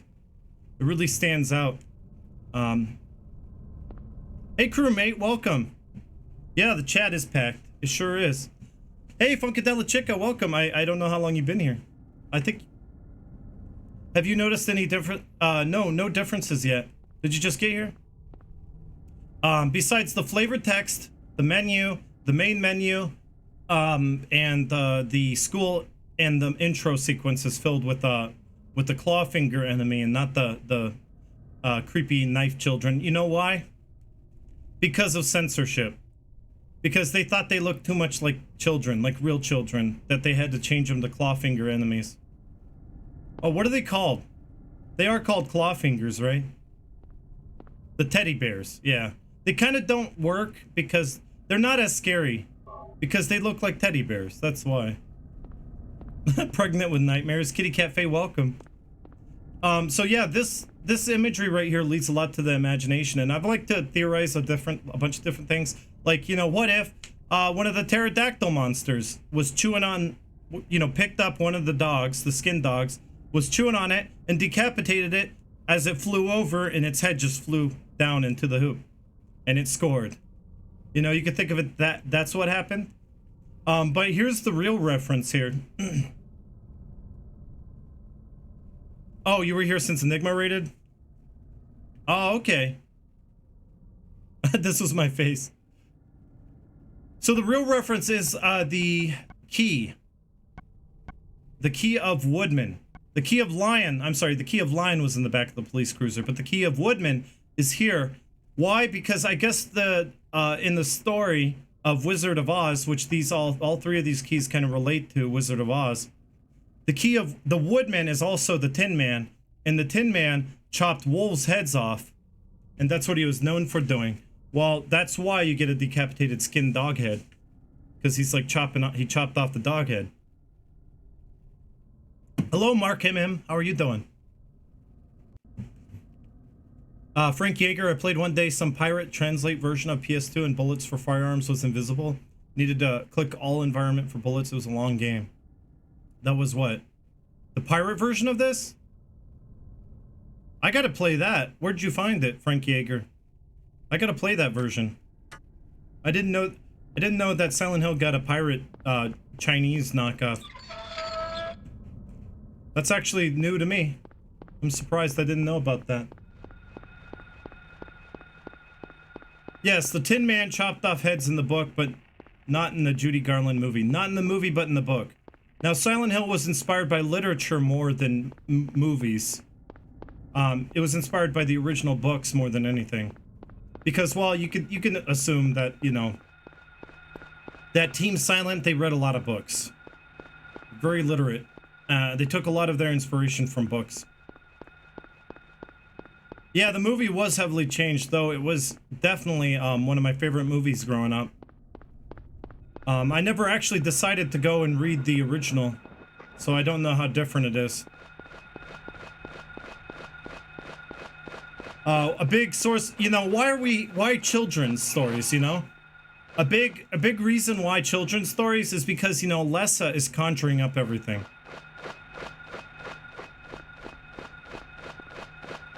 And that's the main reason. You guys are getting some points, it looks like.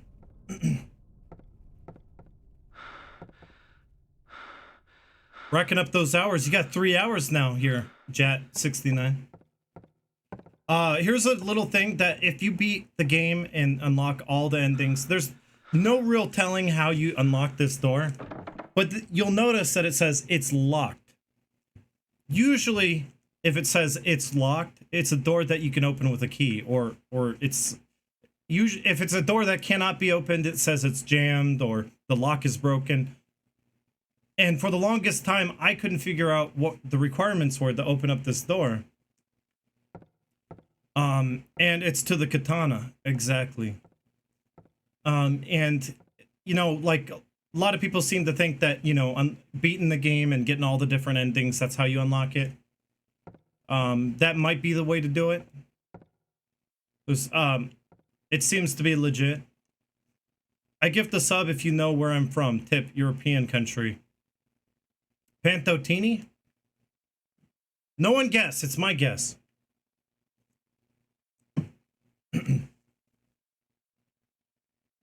Italy.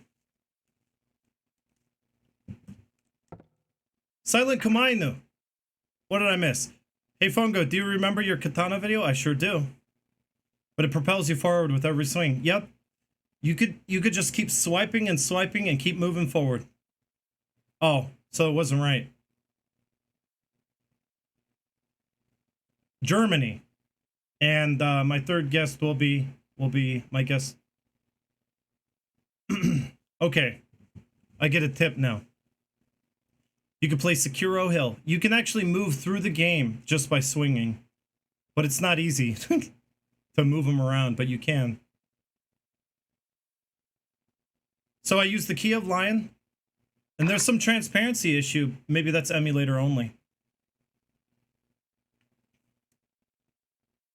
Oh, European country with saunas.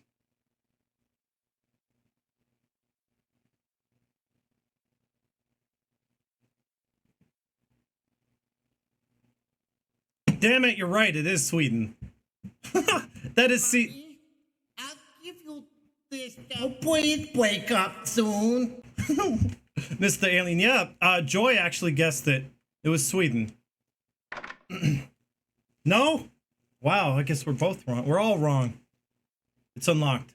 And now why is this door called the... Why are the keys called the keys for Eclipse? Oh, is it Finland or Iceland? You know why I thought it was Sweden? Was because Let the Right One In is a Swedish book I read. And it's a movie, a really good movie. I highly recommend it. And a lot of saunas are brought up in the book. A sauna is brought up in the book. Yeah, you got a gift sub from me, Reaping Casualty. It was for the Twitch Sings, which I never gifted a sub out for. So there you go. You got it. Turkey. Is it Turkey? Denmark? Oh, Denmark's a good guess. What is love? So who got it right? I don't even know. I didn't get it, did I?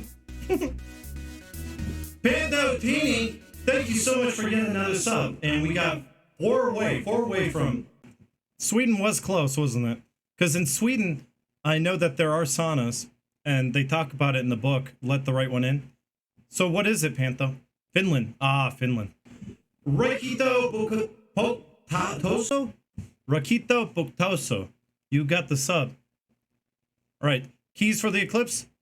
Because an eclipse happens when you walk through the door. What? It's getting dark again. What's going on?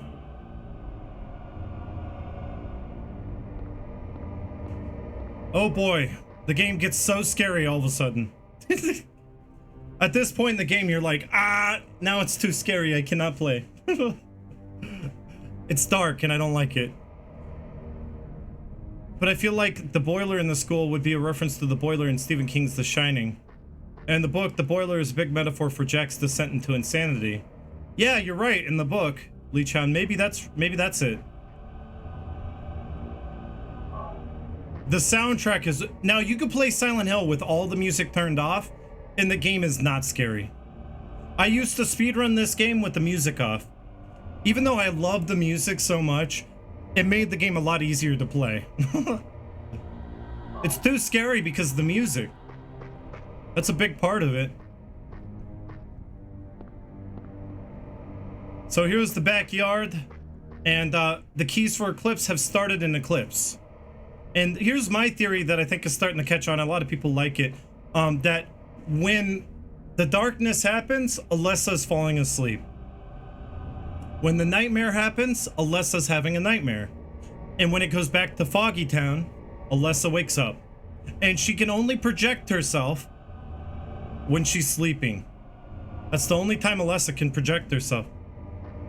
Now that does throw in the question, Cheryl, well, maybe, you know, Cheryl's still kind of a mystery. But a lot of Silent Hill 1 isn't meant to be explained. Well, you know where I get that theory? Is from the Manifestations of Delusions book, which is like one of the most important memos of this game. Which talks about, you know, fear, worry, or stress kind of trigger, you know, manifestations, and little girls are prone to these. Little girls are prone to these psychic manifestations, and they're doing it unintentionally. And it does talk about how it correlates with the sleep cycle. And this is, the alley is bombarded by enemies that no matter what, you can't really seem to get around. Oh, almost. I noticed running sideways is a good way to go. If you want to get through this without getting damaged. Now, enemies are very responsive to light and sound, which is one of the first games to ever really do that. Although I can't really say that because a year ago, a year before this game, Resident Evil 2 came out, and the Lickers, a lot of people didn't know the Lickers could not see. They respond only to sound. So this was not the first game to do it. Resident Evil 2 doesn't really get enough credit. They also did that, where all the different enemies had different sights, or different senses.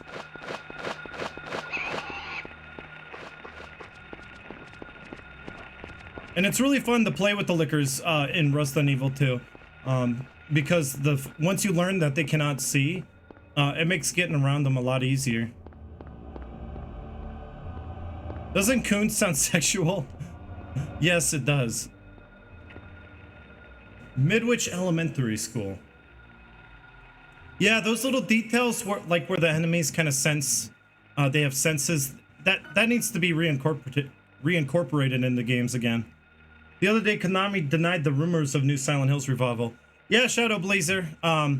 They did actually deny it. But we don't know what's really happening. And we'll find out soon. But I did say I'm not going back on it. I still feel like Kojima is working on a Silent Hill reboot. I'm still pretty positive about it.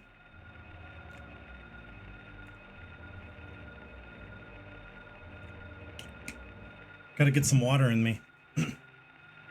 All right, Jet69 sounds good. So, I'll kind of elaborate more on that theory as we get through it. The school should be a lot less scary. Yeah, companies will deny it because they don't want to really announce it yet. It's safer just to say no. So, I don't know. You could keep theorizing that they're still working on a Silent Hill reboot.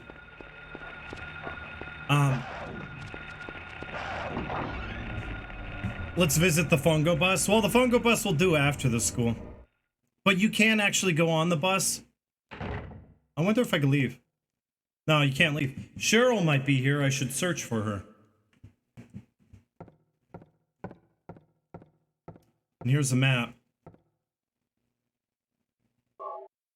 And that's the United States of America.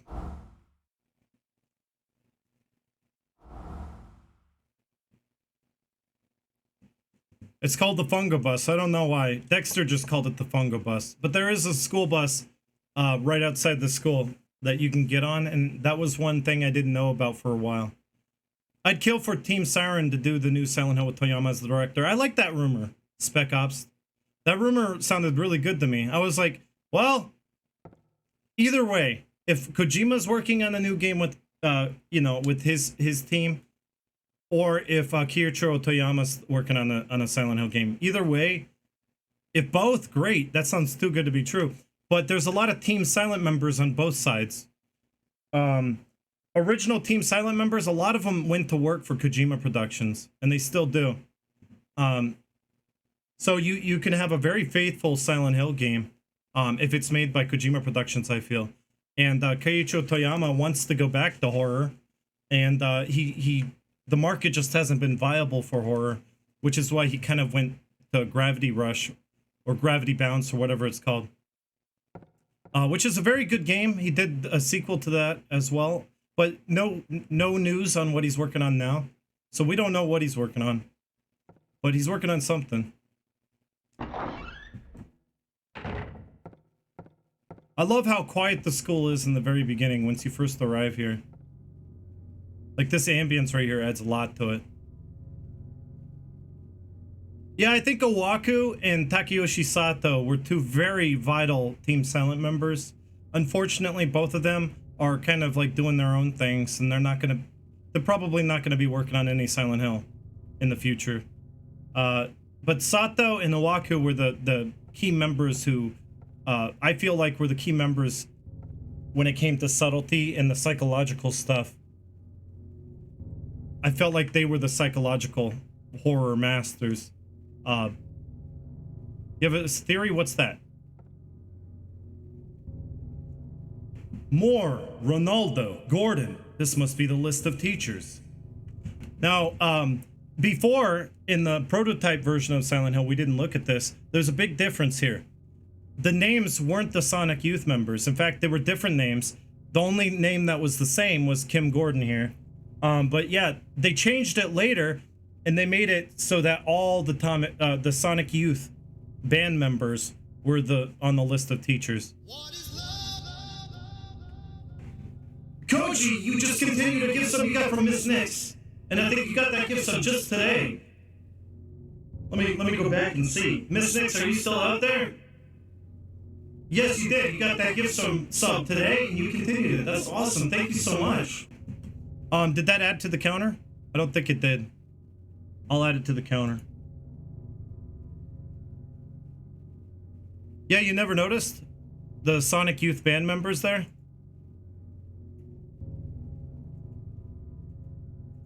All right, there we go. We added it to the counter. Thank you for continuing a sub, Koji. I think you won't regret it at all. I'm working on new sub badges as we speak. I'm waiting for partner. Twitch is really, really busy. I assume with everything that they're not going to get to my application for a while. But yeah, I'm waiting to hear from them, and it should be good because it's my second time. They usually reject the first time. This is my second time applying. And when I get partner, I'm going to have a lot of emotes to upload. There's going to be new badges, and it's going to be awesome. We're going to celebrate it. Were there any consultants that were educated in human psychology during the making of? I don't think so. No, I think the psychology is just what they studied. Sato and Sato and Owaku, I just feel like we're big fans of psychology, and they just kind of knew a lot about it. They had a good understanding of it. Exactly. Like I say all the time, a lot of Silent Hill is meant to work on your subconscious, and it's just so genius when you really like take a step back and look at the detail they put into the rooms to overwhelm all the effort they put just to overwhelm your subconscious with stuff that your subconscious is constantly trying to figure out, it's trying to analyze. You know how they do that? They put images that resemble faces They put warning signs. They put spirals. You know, whether or not you know it, spirals, you know, your subconscious works to kind of unravel a spiral. Spirals are really good at working on your subconscious. And they kind of overwhelm you with that stuff all over the place. Stuff that is kind of distorted, kind of disfigured. Stuff on the walls. You'll see a lot of that in the classrooms. And all those little subtle details really do work on you and instill a lot of dread on you. And before we look at this, I'm gonna go in this room. Right here. Now that doesn't look very, I mean, that looks really messed up to have in an elementary school. And he does comment on it. A picture of a door. I don't know who drew it, but it is certainly in bad taste.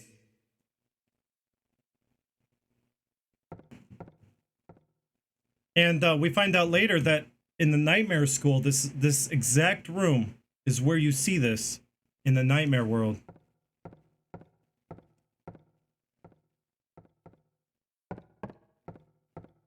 Yeah, it's trying to show some of the cult influence in the school. That's part of it. Yeah, they had a very good understanding of psychology. And we're going to start with this right here is a riddle that kind of helps you figure out the clock puzzle. It kind of gives you some sense of progression and how to get through the school. In fact, you could figure it all out without even seeing this, so it's not like a big deal if you miss it. But I kind of like the riddles. First time a lot of people ever played a game with riddles in it. Maybe you started with Myst, because Myst was more so like a lot of riddles, but more so just like, you know, hitting levers and buttons and seeing what changes. And most of the time it seems like nothing ever really does anything. But yeah, Myst is a good start. Yeah, I know you liked it, Mel. I know you know Myst. I started with Raven. I think it was called what's it called? Riven. That was my first Myst game. It was Myst 2, Riven. That was the one I started with. And I loved it. And it's kind of a good starter game because you don't really have to know a lot about the first Myst to understand it. Also, the fact that that like Myst 3 came out and was like a technological marvel. You were able to look around in full 3D, and that was like amazing to me at the time. It's written in blood. This is the first step. It says 10 o'clock. Alchemy laboratory. Gold in an old man's palm. The future hidden in his fist. Exchange for Sage's water. So, we gotta go find gold in an old man's palm. That one's really easy to figure out. Sage's water being the corrosive hydrochloric acid that you use to get the gold.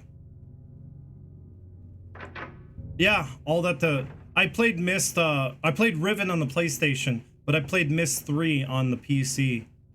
And I don't know if there's any differences. In fact, I probably still have my, Riven walkthrough or guide, which I don't think I could have gotten through the game without the guide, because those games are really hard to figure out. Yeah, people think that 2 is the only psychological one, but like, no, all the Silent Hill games are very psychological. A lot of it is in the imagery, in the subtle imagery, which you don't think is important. You wouldn't have any reason to think it's important. But a lot of it is meant to work on your subconscious. Someday, someone may experience these bizarre events. Hopefully, they will find my notes useful. Interesting, because Silent Hill 3 went so far as to actually put memos in the game written by Harry Mason at these notepads that help explain the story more. Alexandra, hello. Yeah, AJ4K gifted you that sub. S. Smith, welcome. Are you doing yard work? Well, welcome back.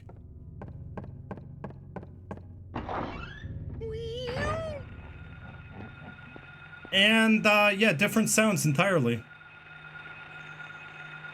Different monsters.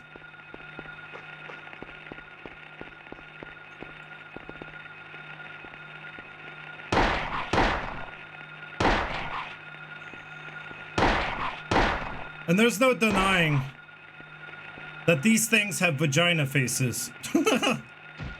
You could totally see it, right?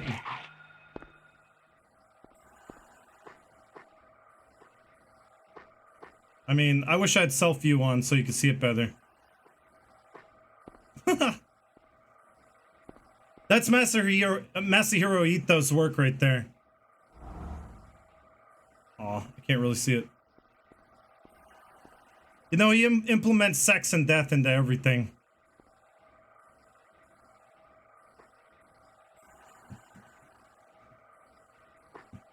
Yep. So a lot of his monsters do have, like, sexual parts on them. As, like, I think Elf Groceries was talking about. I don't know if it was you. Trying to show off the cockroaches actually have a cock. That's why they're called cockroaches. I'm sorry, I should censor myself.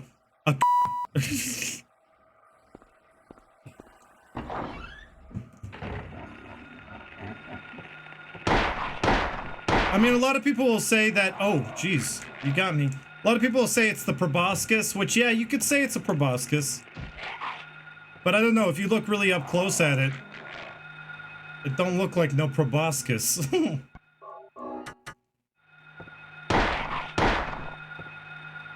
the way, that's what people want from Silent Hill? Teddy bears.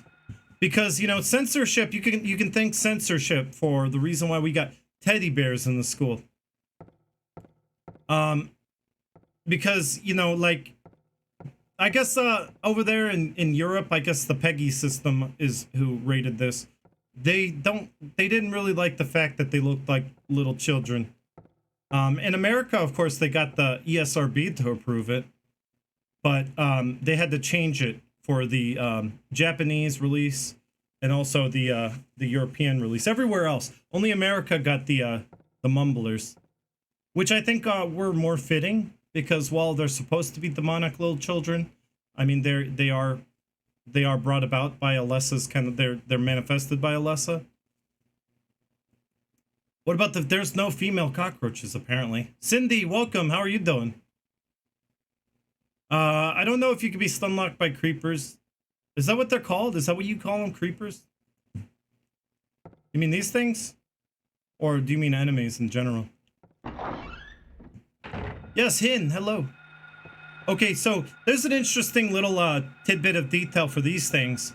They're actually friendly right away. I think these are supposed to represent, and they were in the early prototype version, they were fully skinned. So they did have a skin. They weren't like this, like, you know, like transparent. And I think they're supposed to represent the friendly students of Alessa. Because they're supposed to be non-aggressive at first and very friendly. And they do follow you and they kind of like befriend you. And by the way, like when I'm talking about working on your subconscious, these spirals are part of that. You know, like when we see spirals, our subconscious is working to unravel them. Constantly, we're trying to make patterns in faces, trying to make patterns, trying to make sense of it. It's kind of how our brain works. And you do see, like in the schoolrooms, a lot of faces. Yeah, ghost buddies. And they're actually friendly until you start to run or whatever.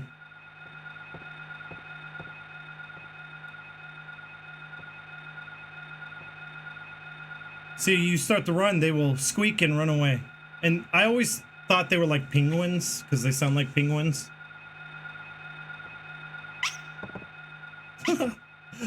They look like penguins and they sound like them and they're cute. They stumble around and fall. Aww.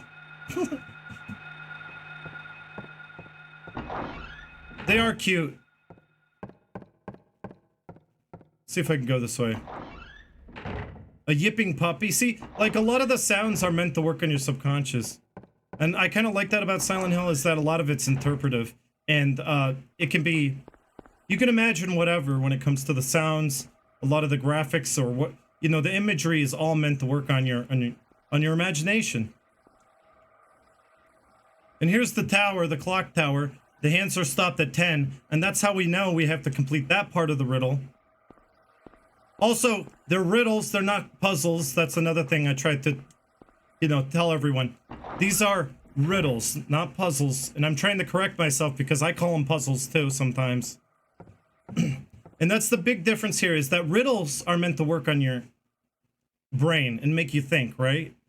Puzzles, not so much. It's like, putting the pieces that fit into the puzzle. Riddles are more about, like, cerebral. They're more cerebral. And that's how the riddles are in Silent Hill. They're meant to, just like everything else, kind of work on your brain. Make you think. Yep. Walking, turning the flashlight off, all that stuff. They do respond to senses, Tungsten. Hello, welcome. How are you doing? I noticed that the demon children, or the mumblers, they kind of beeline, what they look like they're doing is they're patrolling. If you look closely at the mumblers, they kind of just go their own route and they patrol. They're patrolling around with a knife and looking for someone to make into their victim. That's an interesting little tidbit to their program personality, their AI, is that they do patrol up and down the hallways, non-stop looking for someone. And seemingly they'll come right straight at you even when they shouldn't see you at all, because they're patrolling. And I assume the clawfinger monsters are no different. They have very similar AI. And if you look closely, maybe it'll turn around, I don't know. Yeah, see? It's kind of just patrolling. Also, at this phase, right here, it's cautious. It's a caution phase. It's kind of aware of me, but it's not at the same time. So it kind of knows something's over here, but if you just wait long enough, it'll just take off again. And now that I turned the light back on, I alerted it, and now it's going to go check out my previous location.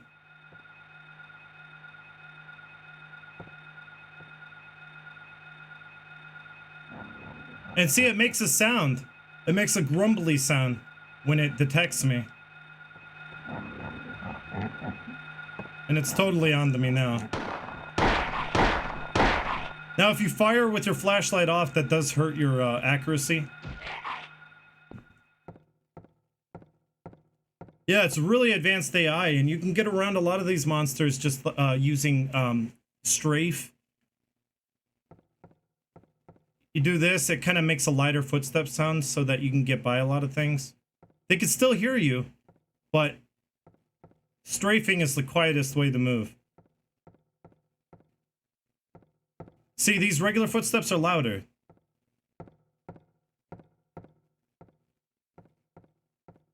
So if you really want to move around the enemies without getting caught, you turn your flashlight off and strafe around them. Yeah, I mean, Resident Evil 2 kind of had mechanics like these. It had, like, the liquor, which didn't have, like, any sight, so it relied on sound. But these are more advanced, I would say. And you could only imagine the amount of code just to get it all to work right. Like, each and every enemy is very different. I don't know about Resident Evil 2. I never really spent a lot of time, like, messing with enemies to see how different their AI was. But as far as I know, they do have different AIs, but they don't respond to sight, and they don't have, like, senses as much as you would think.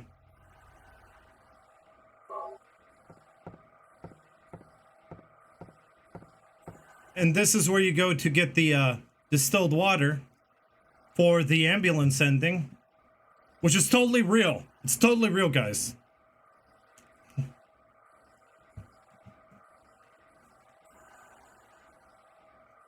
Did they really add that to this light on or off while shooting? Yeah, like if you turn your light off and shoot, your accuracy will be really bad.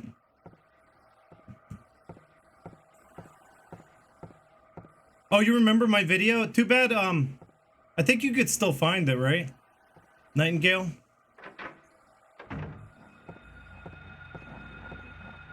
So, the first riddle said, gold in an old man's palm, exchange for sage's water. Well, what do we have here? Statue of an old man's hand. The fist shut tight, as if never to let go. Well, that's gonna change.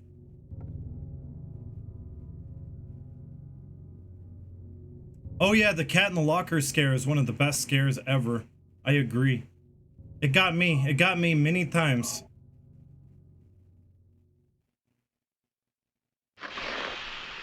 What is this? What's going on here?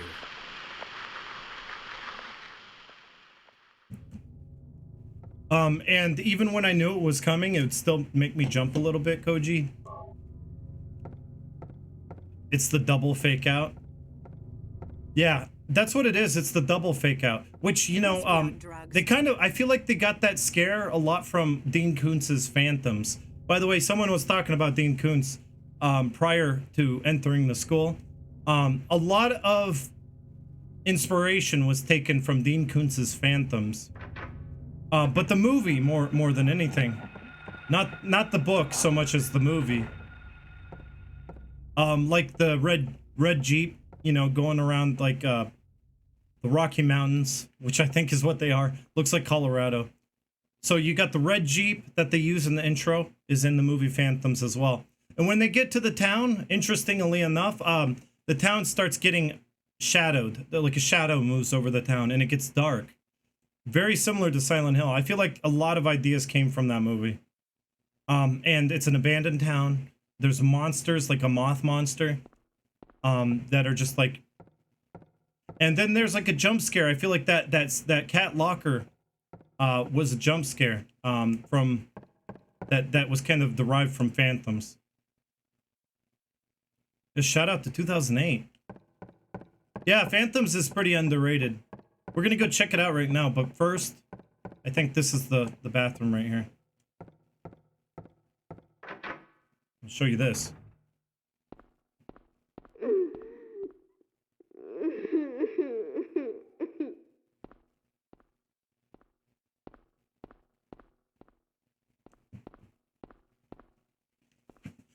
Now, I like to think that that is Alessa crying in the bathroom. Alessa, who was being bullied. Is it rude to do this? Kinda had Gmail with the clip. I like to think that's kind of like a ghostly, because, you know, a lot of the manifestations we're seeing are Alessa's. So I think that kind of relates to Alessa's bullying. And that's interesting. Why the boys' room? Well, as we see in the movie Carrie, you see here, this is the boys' room. And not the women's restroom. It's not the girls' restroom, no. As we see in the movie Carrie, a lot of the people who bullied Carrie were the fellow female peers. It was the girls that were the mean ones. And I imagine she went to the boys' restroom to cry so that the girls couldn't hear her. That's why I still think it's Alessa. I think that's a very, very interesting little subtle detail. It tells you a lot in very little. You know, that mostly the women, the girls of the school were the big bullies. And what's in the bathroom if you go in there? An enemy. 2 of them. Well, I wouldn't want to cry in this bathroom either. So, there's probably a reason why they put 2 enemies in the girls' restroom. To kind of show you, yeah, like, you know, like the bullies are in here. Why would she go in here? She can go to the boys' restroom to cry and not be heard.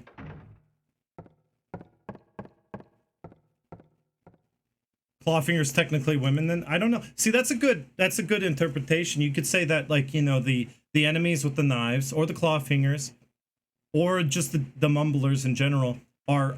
Maybe they're representations of, yeah, and then they have a vagina on their face, so you could kind of theorize that they are, you know, a manifestation of how she sees the female bullies in her school. And for all you know, they could be, like, all female. I've never really thought of it that way. But yeah. And then like fingernails. They're like talons, fingernails. That's pretty interesting. That's a pretty good insult. Vagina face. Because they do look like fingernails, don't they? Maybe that's why these were designed the way they were.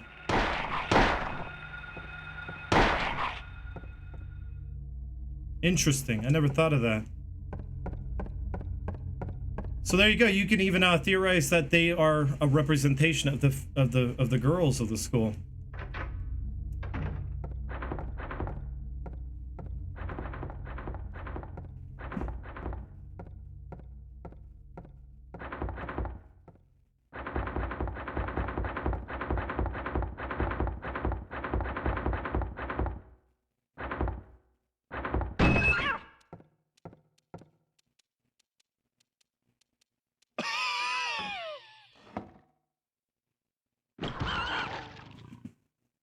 Uh-oh. And I like these like rules, like all over the walls and stuff. They kind of work on your subconscious too. Like you kind of think, oh, I have to be careful. There's rules. No running or playing in the locker room. No running, Harry. Stop running. It's against the rules. And then you see this. And I always kind of thought that looked like dog kill cat. And when, you know, I first played this game, I used to think, oh, does that have something to do with the cat that I just saw? And it kind of looks like a happy, smiling little polar bear. About? Running off like that was reckless and stupid. Very relevant, Sunderland. No running or playing. So this poster, you know, works on your subconscious. You kind of think, does that have anything to do with what just happened? And that didn't sound like a cat, no. You could believe whatever you want to believe, Trick Onion. But, you know, it is kind of saying a lot. When you leave the locker room, the first thing you see, even if you kill all the enemies in this area, an enemy will pop out. And maybe that's what killed it. Vagina face.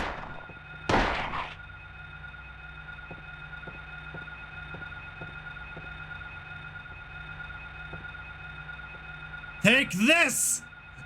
This'll teach you the wheel. That was a little stomp. I thought it'd be a bigger stomp than that. He was just like,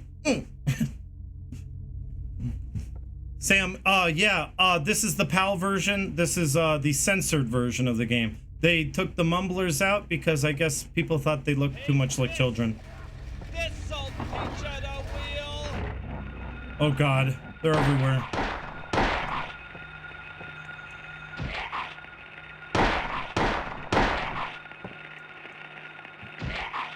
No spin the wheel yet! We still have to get 3 more subs till we do. Oh, there's another one. Oh, wait, this is one of the friendly ones, I think. But I can't see it. I think it's completely invisible right now.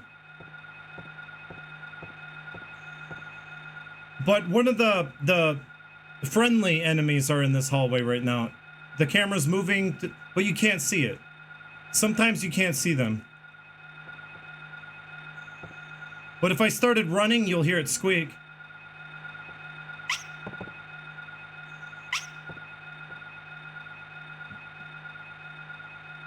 So, remember when I was talking about how a lot of the school is, like, meant to overwhelm your subconscious with stuff? So that your subconscious is constantly trying to work out what you're seeing? Well, we're kind of programmed to see faces and kind of make patterns in the faces. And you're going to see a lot of, like, distorted kind of, like, figures here on the wall. There's, like, a polar bear, but then you got, like, the red demon eyes. It's kind of stretched. It doesn't look right. It could be whatever you want it to be. It could be a dog. I don't know what it is. It's kind of like a cartoon, but at the same time, there's something very off about it. And then you got these other, like, faces that are stretched wide that don't look right. The eyes aren't right. Like, a lot of this stuff we don't think in our active conscious. It's in our subconscious. And, you know, we're trying to unravel it and make patterns. And we're trying to see things that We're trying to make sense of what we're seeing without actually thinking about it. Like this right here could be, it could be a mouth that's open really wide, or it could be Mickey Mouse. That's the one I like to say. It could be whatever your brain decides to make it. It could be a claw finger. It kind of looks like one, doesn't it? It kind of looks like the claw finger's face. And then you see all these people, and that does kind of alarm you a little bit. It kind of makes you feel like you're being watched. And yes, that is true, Trick Onion. You could apply that to Silent Hill. You may not have noticed, but your brain did. That's very relevant to Silent Hill. Your brain notices all this stuff, but maybe not you.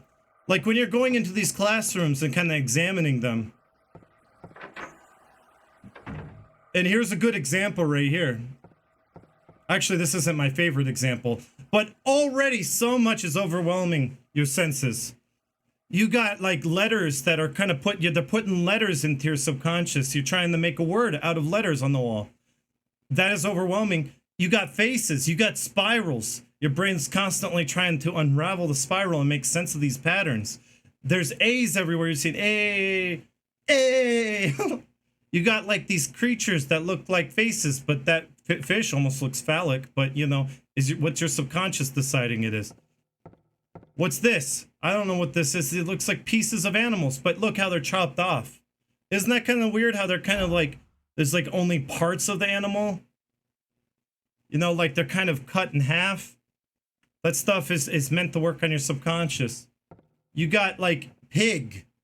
It's throwing that letter into your brain, that word into your brain, pig. Then you see a cartoon pig, but it looks like it's trying to say something in the thought bubble or whatever, the speech bubble. But what's it trying to say? All this stuff is really working on your subconscious, whether or not you're thinking about it. It's actually overwhelming you. Pet pig, A. What's the A go to? There's lots of A's. There's the gorilla. What is this stuff? Then you got this right here. A spiral, another spiral, by the way. You got this, which is like, I think that's a part of a picture. It looks like people, I don't know, it's whatever you want to think it is, but it looks like people making out. It could be sexual. It could just be a picture of something innocent. I don't know. It looks like biblical. It almost looks like it's like, you know, religious. It could be like a lot of this stuff is designed to be interpreted so many different ways that it's overwhelming your subconscious. And a lot of these rooms, what they try to do is they try to make you feel like you're being watched. And this room isn't the one, but there's one room in particular that we're going to get to that makes you feel paranoid. They kind of put figures all over the walls, faces, or what looks like faces all over the walls, so that you kind of feel like you're being watched. And right from above, you get these two figures, another face, or it could be a face, I don't know what it is, but they're watching down on you, kind of adding to that paranoia. We'll find the room that I love the most. This one's a very good example. Cut. See, alarming right there. Immediately you're alarmed by the word cut, which we know as something, you know, very not good. It's an alarming word. And then you got 9-1. Well, is that going to add up to 911, which is the number you call when there's an emergency? 9-1. You got these faces in like a chocolate milk bottle. I don't know what that is. You got like a wolf, which we are inherently, by nature, we are afraid of wolves. It's embedded into our brain to be afraid of wolves, afraid of these predator animals. You got a face in a that you're trying to make sense of there. Lots of paranoia, and it's overwhelming your subconscious. Oh my God. I gotta make sure I heal more.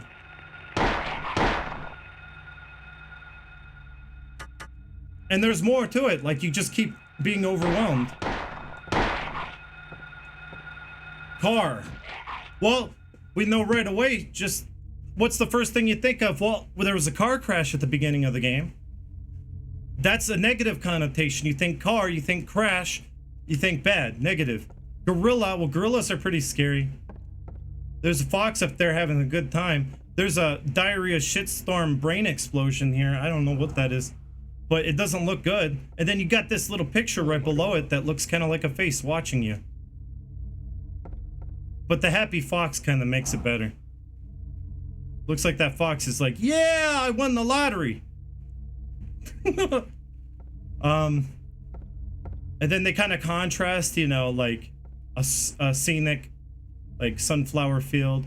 Kind of contrast that with like, with lots of kind of disturbing stuff like the wolf.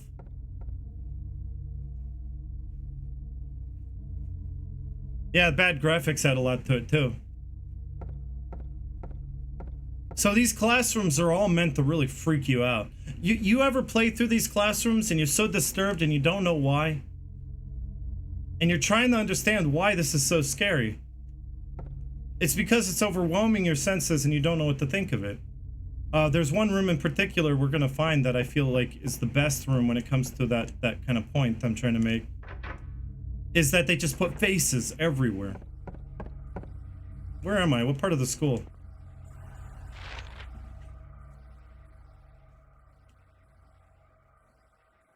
Yeah, Tungsten Viper. There's like, they're kind of contrasting kids' drawings with like distorted imagery. It kind of looks like children's drawings, but there's just something off. Actually, let's go into the library. I kind of miss this room a lot. Friend in need. Now, a lot of people will tell you, yes, a lot of posters in this game are kind of taken from Kindergarten Cop. One of the posters being a friend in need. Kind of looks like Dexter, if you really look at it. It looks like Dexter from the TV series. Kind of looks like a serial killer. Kind of scary.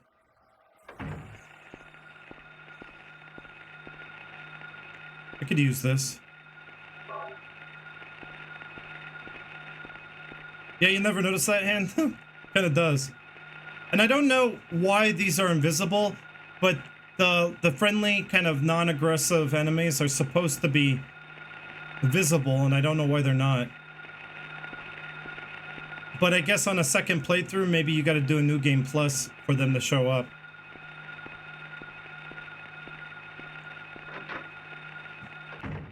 But in here, you got an actual enemy.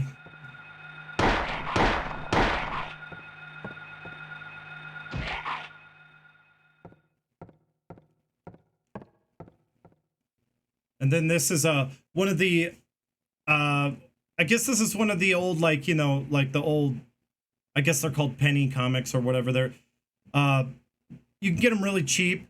It came down from planet Vulcan, which sounds to me like a Star Trek reference, is it not?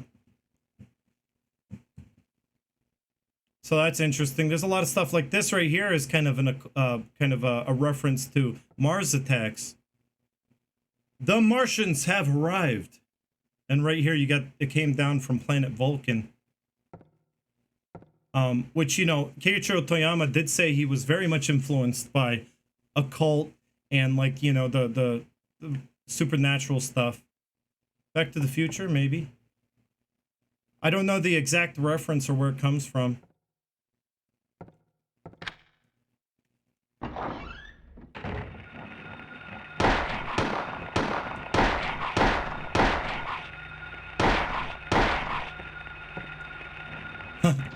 Oh, that was it, wasn't it? Is it Back to the Future that was from? Also, the Martians have arrived could be a reference to the UFO ending, but I feel like it was more so this is from, like, Mars attacks. You know, the trading cards used to be on the back of them or something. Hi, A18 Katrina, how are you doing? I am Darth Vader from planet Vulcan. That might be where that's from. Yeah, Vulcan is a race in Star Trek.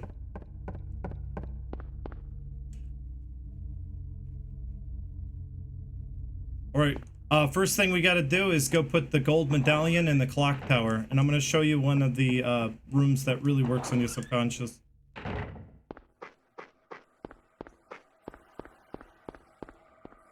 Now, why can't more games kind of work on the psychological aspects, you know? Like, a lot of games claim to be psychological horror, but they aren't really smart like psychological horror. Interpretation. It's all about interpretation. That's the great thing about Silent Hill, is that you can interpret anything any way. And that's kind of what, you know, I really love about Silent Hill. The fact that you're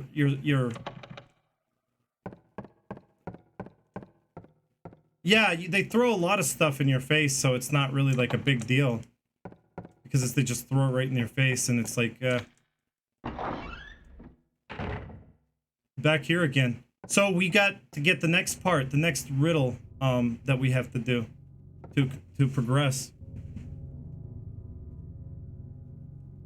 I guess so. Like, controversy is what everyone's trying to avoid nowadays. And unfortunately, you got to be kind of slightly controversial when you're telling a story. It's controversial. You can't like tiptoe around it. And you know, Silent Hill felt like kind of gotten in a lot of trouble because of it. Like the children look too much like children, the monsters. And you know, they got in trouble a lot. So that's kind of a big change here, is that in the PAL version, we don't have the mumblers, we have the claw fingers, because too controversial. Now, you try to release something like this, you know, now you might be able to get away with it, but back then, no. That's what makes it work. You got, like, you know, even The Shining is very controversial, the story that it's trying to tell. But they were so subtle telling that story that a lot of people didn't pick up on it. That it's a very, very subliminal story. And I thought The Shining was genius. When it comes to psychological horror, The Shining is probably one of the best movies. Oh, Silent Evil, thank you for the host. How are you doing, Silent Evil? So here we go. That's not the next part. The next part is this one.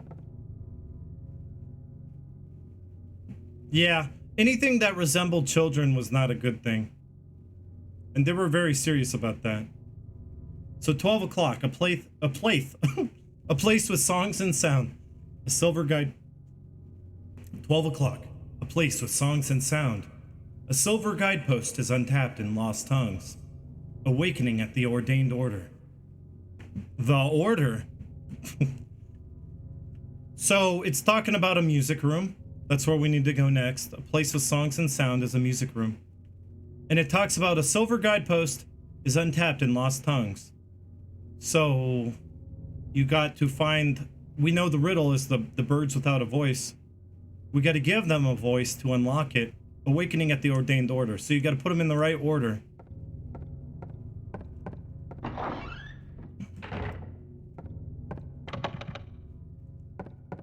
Let's see if I can go in this room. No. I wonder if there is a way into any of them. Because this whole side's locked.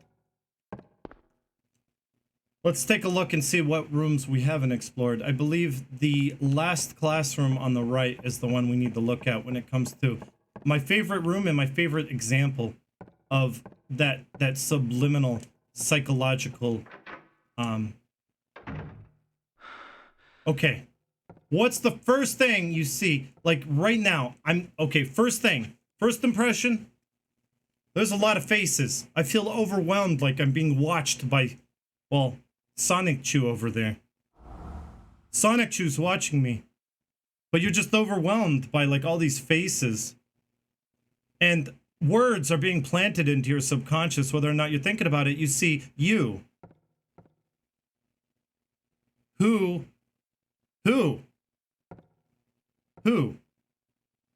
are you? I'm being watched. This classroom is aware of me. It makes you feel like this classroom is aware of you, that something senses your presence. It could be Alessa. Something is aware of you here. And you're being watched by all these heads. And then you look over here. Who are you? There's more. So you get this question like planted in your subconscious. You don't even have to be thinking about it. It plants, who are you? So you immediately feel uncomfortable because you feel like something's aware of your presence here. And then you got like all these animals kind of like everywhere. You're overwhelmed because there's so much to see. And then you get this thing, which doesn't look right. It doesn't look like anything good. It kind of looks like the incubus at the end of the game. And then it says Mary, oh, Mary. I don't know what to think. It's none of it's really supposed to make sense. A lot of it is not supposed to make sense. But your brain sure does work really hard in trying to make sense of it. Like right here, you kind of look at this, it looks like an innocent drawing of two children together. You even see like a peace sign or something. I'm not really sure, but their faces look pretty scary.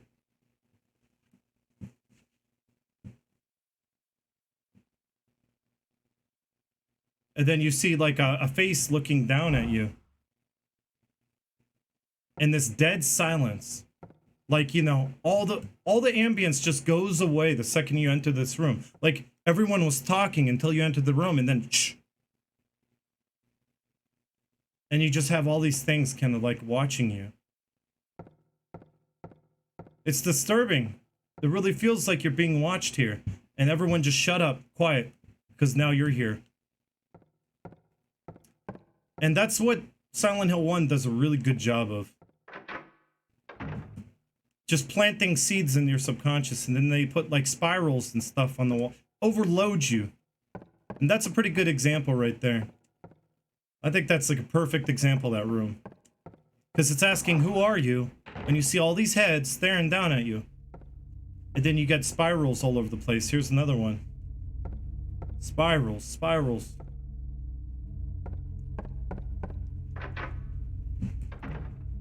So Silent Hill 1's pretty genius in all this stuff. You know, and what do you think when you see like a cross? Like that kind of stuff does work on you too. So maybe you had a religious upbringing, maybe you don't. But that also makes you feel that's a reminder right there that you're being watched by the tiger in space. But it is a reminder in Catholic religion that God is watching you. And then you got all these figures of people on the wall. Oh, I wish, Ann Lupus.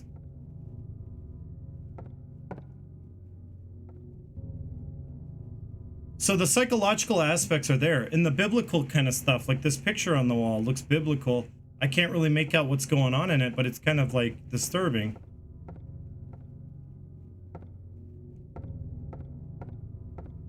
A Moonlight Sonata? Yeah, it's going to be a little different. So far, let's see if this riddle is any different. There's a lot of poetry tricks that they use in this poetry that I'd like to point out. I know it was only a week ago and we played the same game and I talked about the same stuff. So sorry if you don't find it interesting, but I'm trying.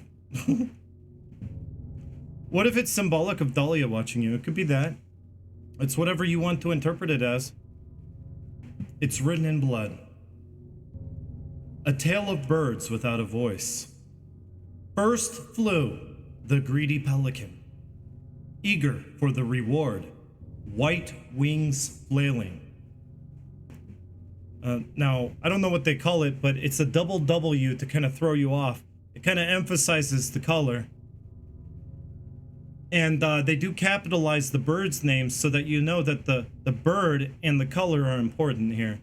And that's how you kind of figure out the puzzle. Also, first flew, kind of like the double W, white wings. They're trying to show you that the order is important. First flew, pelican, white. First, pelican, white. Then came a silent dove, flying beyond the pelican as far as he could. So a dove is white, and it flew as far as it could. So the furthest key on the keyboard without a sound. And this may have taken a lot of people to figure out. In fact, a lot of people may not still understand the solution, how to get the solution here. It's not easy, but a lot of poetry tricks are used here. So that's how you knew, that's how you kind of know that the original Team Silent, some creators at Team Silent were really, like, they were educated very well when it came to like poetry and literature in general. So the poetry tricks are the double F, first flew, white wings, the double W, to really kind of make it stand out. It stands out as the order, first flew, 1. So the order is important. White wings, the color is important. And then they capitalize the P on the pelican and the dove to let you know that the birds and their color are important and what order that they are flying in. A raven flies in, flying higher than the dove, just to show that he can. A swan glides in to find a peaceful spot next to another bird. Finally, out comes a crow, coming quickly to a stop, yawning and then napping. Who will show the way? Who will be the key? Who will lead to the silver reward? And you may not notice, I mean, a camera angle to kind of show off the silver medallion up there would have been nice. I think that would have helped a lot. But they don't really show that the silver medallion's right above that. It's not easy to see. You kind of see it if you move. And then you would go, oh, this is what I need. I got a gold one. I need a silver one. There's blood on some of the keys. Does this mean anything? I think what really throws a lot of people off with this puzzle is the blood on the keys. Because that's what I thought. I thought the blood on the keys had something to do with it. So a lot of people are going to be like, well, maybe I have to press the keys that have the darkest blood spot. Let's start here, maybe. And they may think that, but you notice that there is a click on some of them.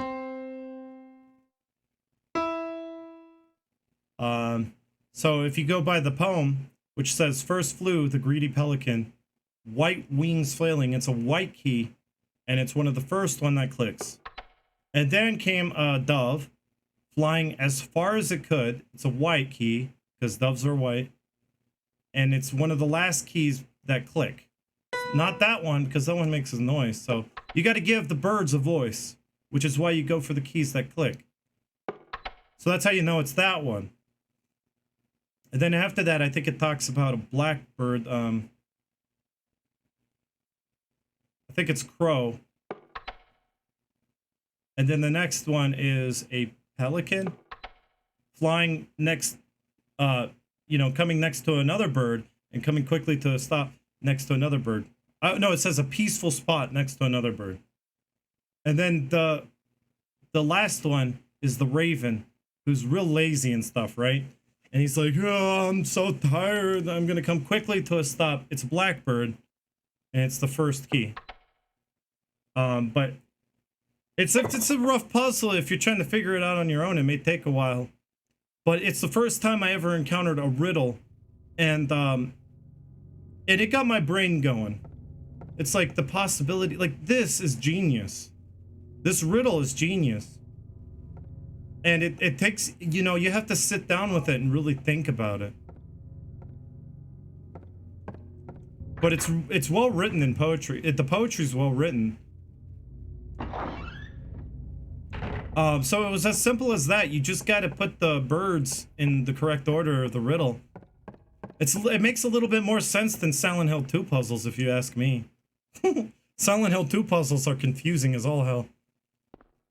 I still can't figure them out.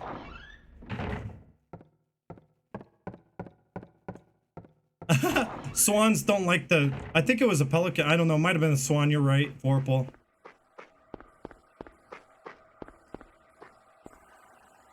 No, the pelican is the first bird. And then it was a dove. And then a crow. And then a swan. And then a raven. That's the order of birds. So now we know to put the silver medallion here in the clock tower. And there is a glitch. I don't know if it's an emulator glitch or what. But it doesn't do overlays correctly. So it's not overlaying right.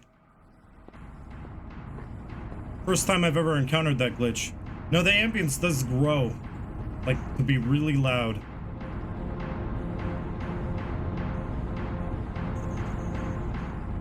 It's really a released version.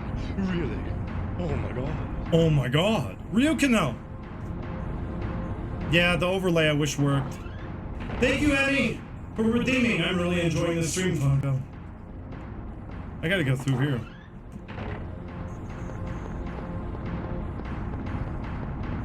Oh, you want to feel real nostalgic, Mel?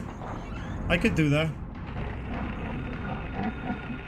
TV overlay! It's like playing Silent Hill 1 back in 1999.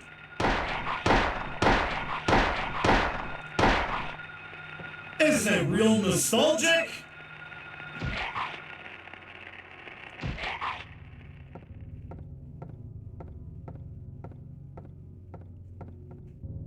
TV overlay! Yeah, it's retro TV, retro vision. So we figured this one out. Now it's the last one we gotta figure out. It's written in blood.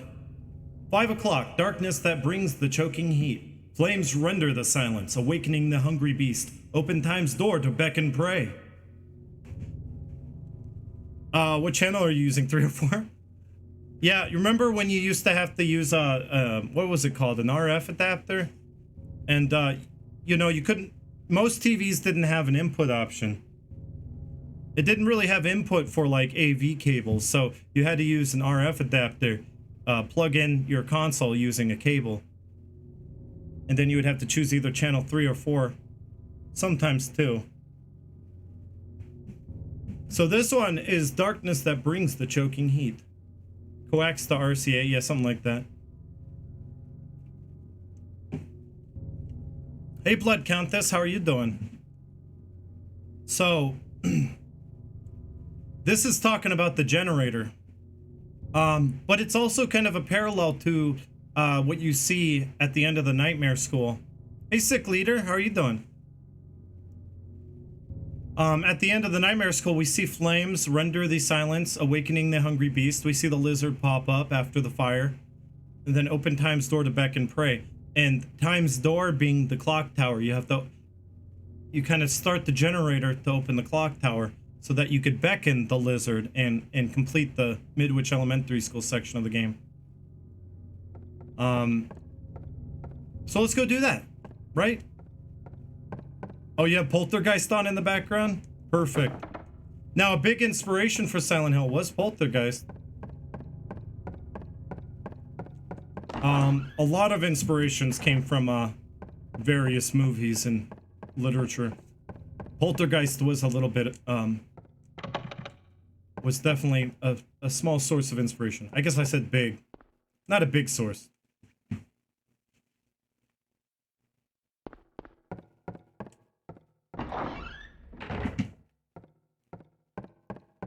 By the way, we're only 3 subs away from a wheel. We'll wait till the end of the Midwich Elementary School to spin it, but if you guys want to give some subs, I'm completely okay with that. 3 more subs to really get to that goal. And I'll wait till the end of the Nightmare section. Ow! First time I've seen that attack. Yeah, shut up.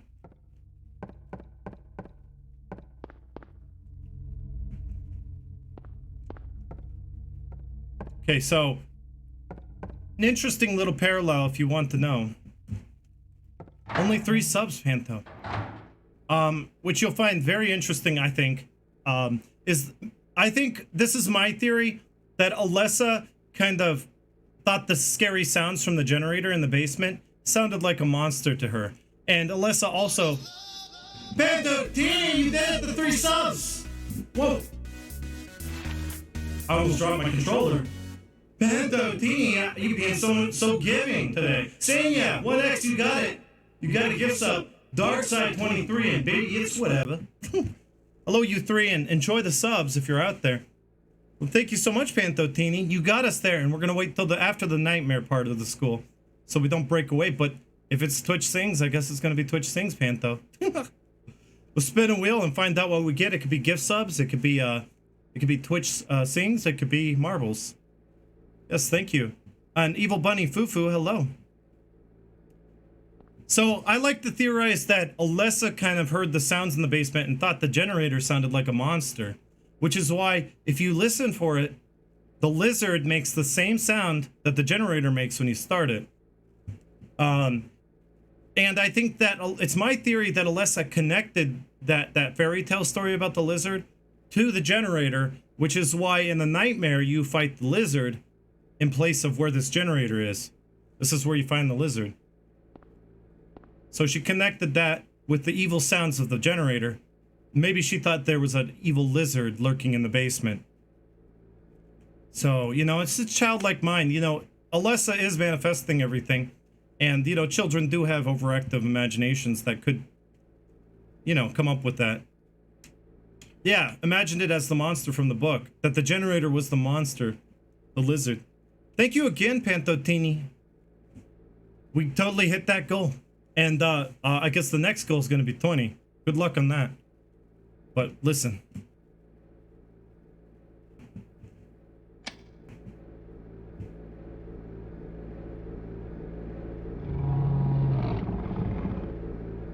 So it doesn't sound like a generator starting up. It sounds like a monster. Sounds like a lion. If you really listen to it, it is a lion. But they kind of like slowed it down. They kind of pitch altered it to make it sound like something else. Now we can go through the clock tower.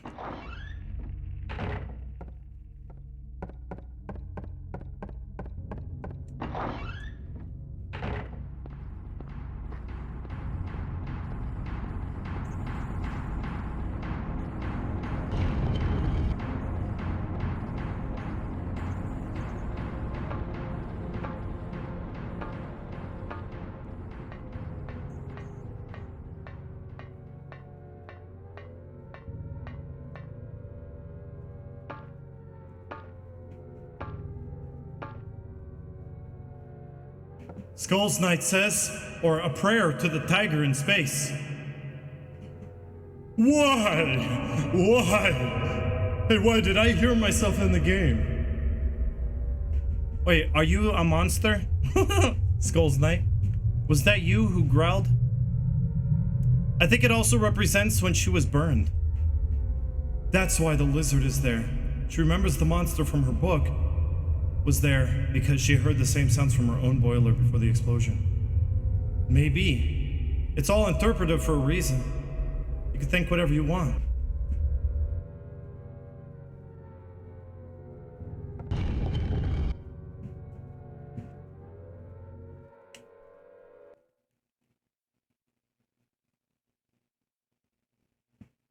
Where am I?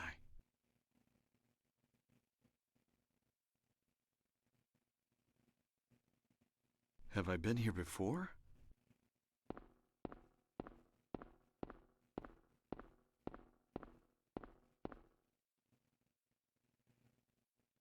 I don't remember this being here before.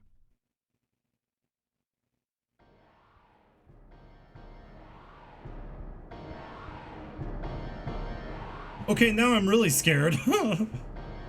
This ambience right here, oh my god. Yes, you can speed draw me if you want, Ann Lupus. Post it up on the Discord. By the way, do join the Discord if you haven't already. Here's a link. You could join the Discord if you want. It's definitely a central gathering place for our community. That way you don't miss any alerts either, so you know when I'm live. It's the mark of Samael. There you go, Dexter. We're gonna have to come down here to get the key. As you can see, there is no water there, but there will be water once we start the water valve, the water tower. So it is the mark of Samael. But also we have learned it's called the Talisman of Metatron. At the end of the game, she switches and she calls it, I was surprised to see the Talisman of Metatron was being used. So she's using the negative connotation of the symbol to make Harry think it's real bad.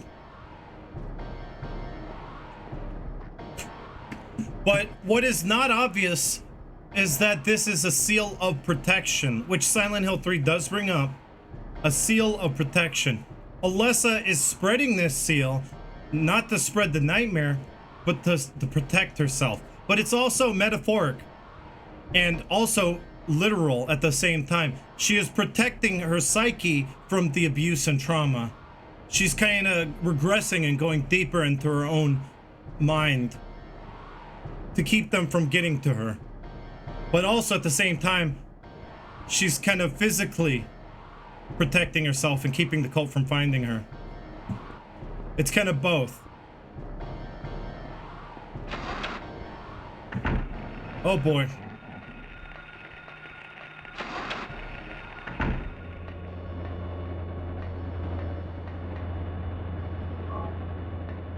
And there's the big scary fan.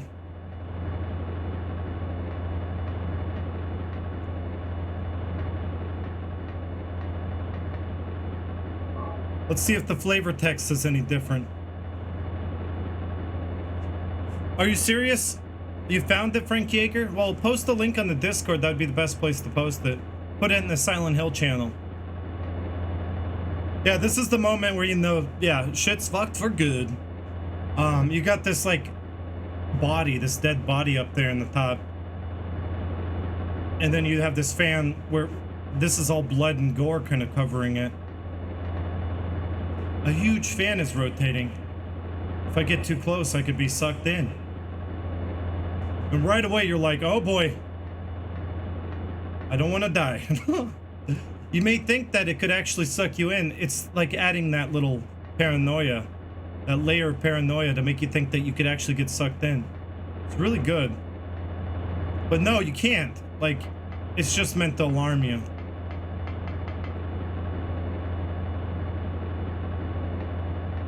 Yeah, lots of bottles on the ground. Lots of stuff to look at and kind of theorize. What does it all mean? Ah.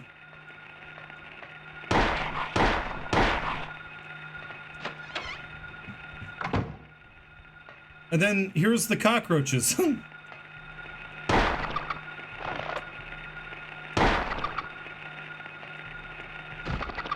And, you know, I might as well. I always kind of show it off, and it's not against TOS, so why not?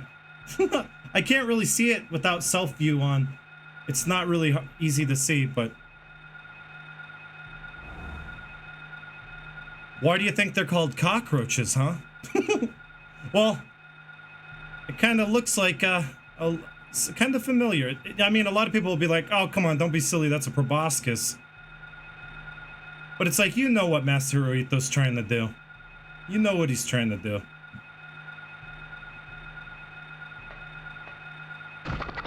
And when you kill it, it's permanent rigor mortis.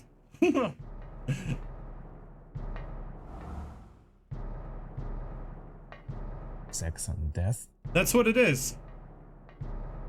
It's kind of, you know, it's kind of like a parallel. They're trying to kind of make it... It's a proboscis, but also it could look like something else. And that's kind of what he's doing. Hello, Sigma and Dean, how are you doing?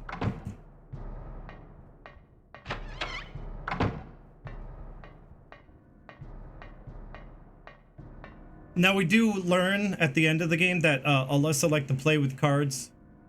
And there's a little story behind it in Silent Hill 3. So you can kind of imagine that Alyssa... Maybe this was a manifestation of hers. Maybe she was playing cards here at some point. And you do find the picture card, which is a key, because there's a big key on the back of it. It's made to look like the door we encounter, so that you know to use it on the door. Cards are scattered.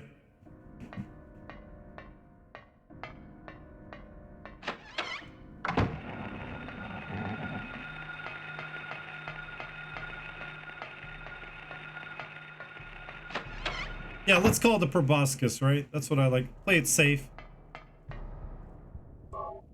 I'm glad you're doing fine, Sigma.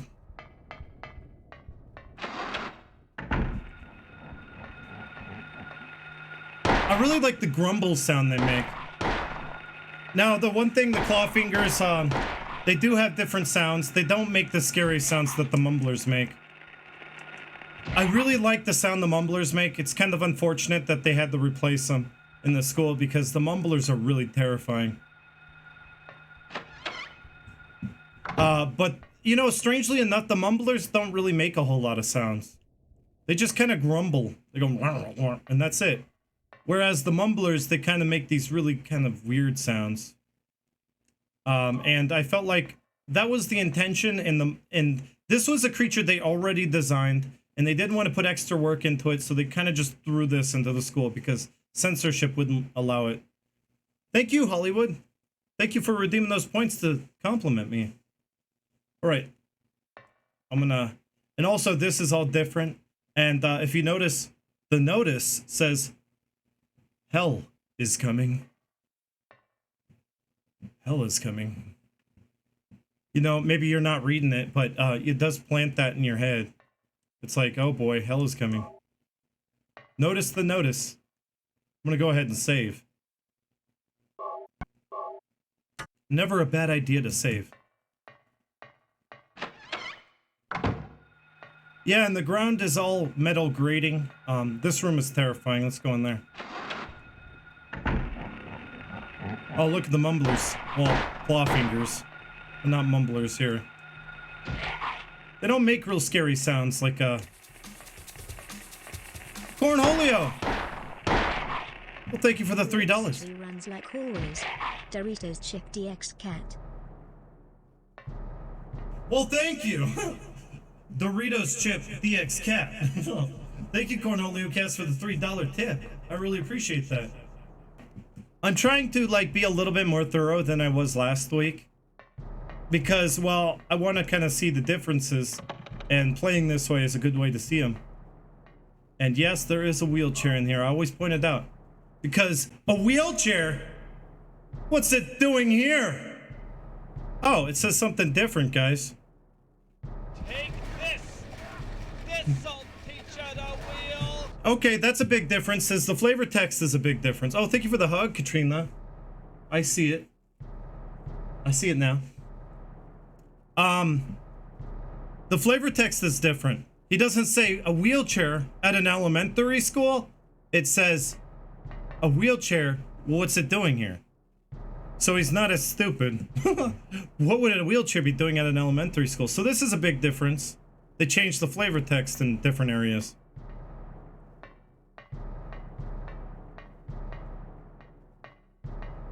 This is a PAL version on emulator, yeah.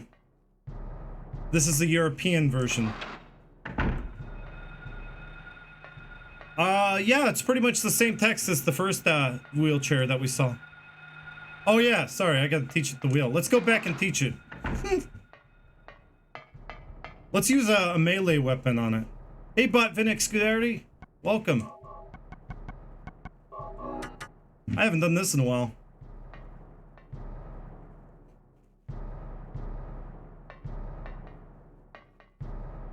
Take this! This'll teach you the wheel! Oh, it's not working. Take this! This'll teach you the wheel! Take this! This'll teach you the wheel! Okay, it's not working. Wheelchair's dead already, I guess. It's already dead. Okay, post it in subscriber chat. You can have fun with it. And version uses Demon Child number 2, I think. Really? I've never known that version to exist. So that's cool. Thank you. Ow!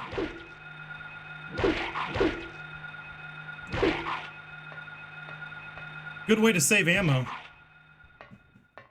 And now we stumble upon... Hi, Signal. No. I forbid disabled children. Now, he does say, what's a wheelchair doing at an elementary school in the North American release? But here, he actually just says, what's it doing here? Which makes more sense. I don't know why he'd be so surprised. At an elementary school. I like the imagery of this room. This room is really awesome. Sissy Bubbles. Like, you know, like the way they use barbed wire in Silent Hill 1 is very unique. I don't think Silent Hill 3 even used it this way, but you kind of see how the couches or the sofa is being lifted up by the barbed wire.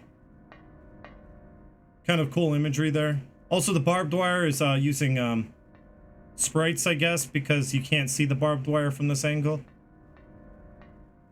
And there you go. Now you see it again.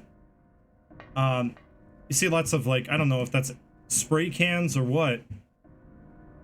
Students must have been getting high. But this right here still looks really good to this day, I think. Like the way the barbed wire is kind of... I feel like the Silent Hill movie took a lot from the barbed wire imagery here, because the Silent Hill movie has like living barbed wire that grabs people, and it looks so stupid. So the first version you played had babies? You mean like the mumblers, right? The first version you played had mumblers, right? So what these are robed sacrificial guys. They're paying homage to I think what they said was Voltiel, which is the cult's god, and that's not really confirmed until Silent Hill 4. So Silent Hill 4 kind of confirms it, and it's on the website. It's not even in the game that it confirms it, but the cult's god is well, there's two sects of the cult. There's the Holy Mother sect and the Voltiel sect. I believe that was always a thing. And I believe the Holy Mother kind of sect was the main part of the cult. And that was the one that wanted to bring about the Mother of God, Alessa. And then the Voltiel sect was more so elaborated on in 3 because the cult has changed. But these guys are robed kind of sacrifices to the cult. And you see them everywhere. So you imagine that the cult has made a lot of sacrifices.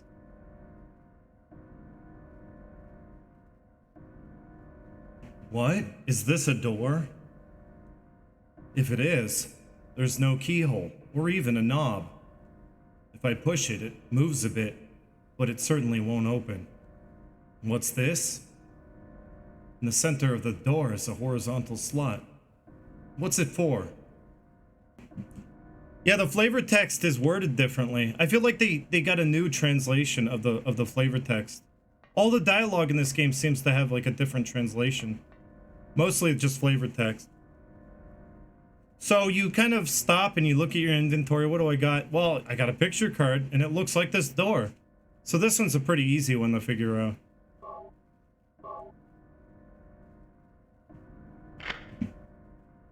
Slid the picture card into the slot.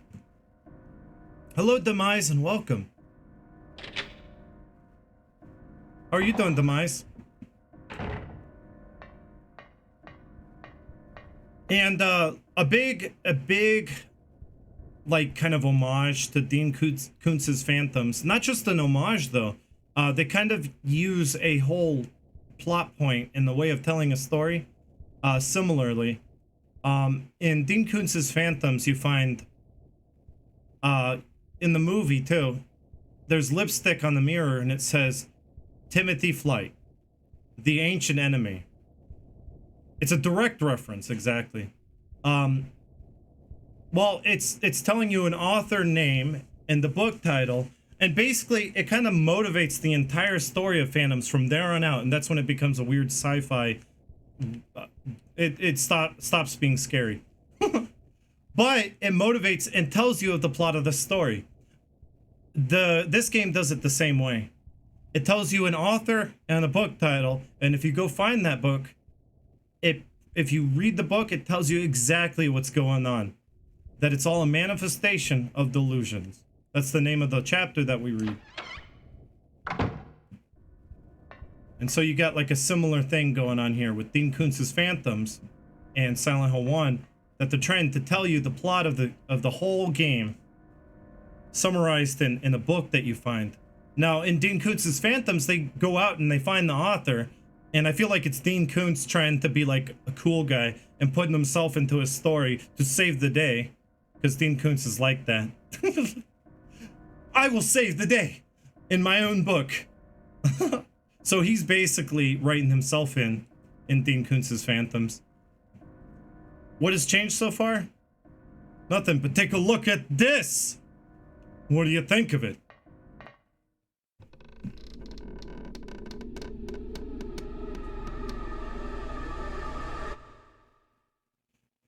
Now, what's an author surrogate, A.N. Lupus? I've never heard that term. So here we find, like, I don't know, a victim kind of strung up by barbed wire. What happened to this person? Well, it's up for you to decide. It's up for you to imagine what happened here. You know, you see like IV, you see like, you know, like these IV packs. kind of think that maybe they were strung here and left to die slowly, kept alive. Now, the Silent Hill movie does use this. They do put this in one of the stalls. Drain the blood as dehydrated out. You can see it anyway. I like that. That's pretty good interpretation. Where an author writes themselves in either under their own name or an under... Yeah, that's what Ann Lupus, that's what Dean Koontz did. Dean Koontz kind of put him into his story and motivated the whole plot so that they have to go and find this author who wrote about the ancient enemy. And he's basically a sci-fi author, but, you know, was right about the town being... there's this ancient enemy kind of hibernating below the surface of the town, causing, you know, all the manifestations, causing the nightmare, causing the darkness, causing the town to be really weird. And Dean Koontz saves the day in the novel and in the movie with that author. I guess he's kind of writing himself in. But what they find is they find that author out by the lipstick on the wall that says Timothy Flight, an ancient enemy. And right here we got something similar. Leonard Rhine, the monster lurks. The monster lurks. What's that supposed to mean? So basically later on when you find that book, you gotta treat it as very important. Because it's trying to tell you everything that's going on.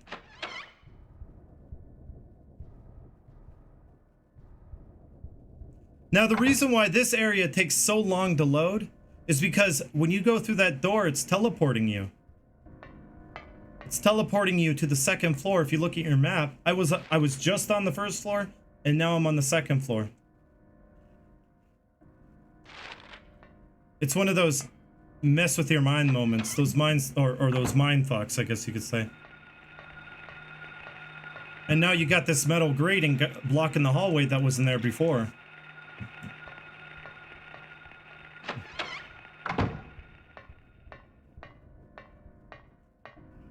And the boys' room isn't what we just saw. It's totally different. It has ammo in here now.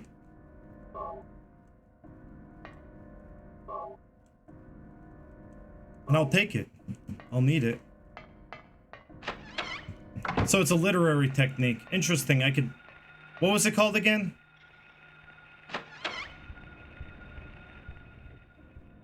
Author's Surrogate. I think I'll use that in my future lore runs. I'll look it up too. So it's kind of an author surrogate. See, Team Silent were very, I guess they were very, they kind of understood literature very well. They understood how, you know, English and writing and poetry. They understood all this stuff. Like little tricks in poetry, little tricks in just writing in general. So, you know, they were well studied. They understood all this stuff.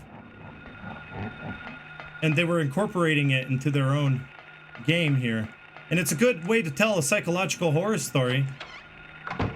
You know, if you want to tell a meta-narrative, which is kind of an underlying kind of like, you know, metaphorical narrative. If you want to tell that, you need to know these literary techniques.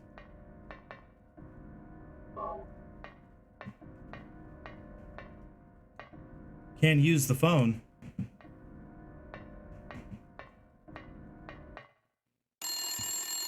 Oh my God.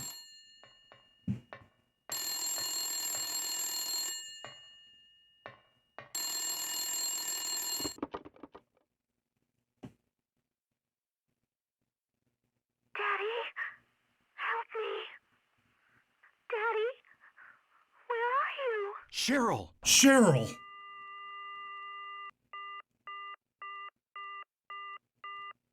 That was Cheryl's voice, but she needs me. How do I find her? Cheryl! Now that, you know, in Silent Hill 3 is a spiritual reimagining of 1. You'll find a lot of parallels if you look for them, but only if you look for them. I never noticed them until I started looking for them.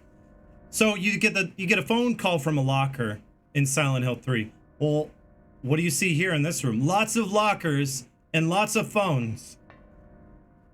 That was a parallel to this room, and when you get a phone call from Cheryl. And you look for it. Like, you look at the monster, the lizard at the end of this level. The lizard is a parallel to the split worm. And it kind of works the same way. You can only really damage it when its mouth is open. Oh, Ping wants me. Too bad. What do you want, Ping? What do you want? You just want to be cute? Yeah, the dialogue is different. They changed a lot of the flavor text. I wonder why. Kitty! You here to keep me safe in the scary room? What was that? My controller fell. Ping. Aw, she's so comfy. Comfy with Ping. Keep me safe from the horrors. Who wants to love Ping? You can't deny it. You want to love her too. Oh. All right, we got to get through this so we can wheel. Pantotini, I'm not gonna let your gift subs go in vain. We gotta get through this so we can wheel. And Ping, stop distracting me. So you got. Oh, you're waiting. You're waiting for it. I'll just be like, okay, end the stream. All right, guys, it was great. So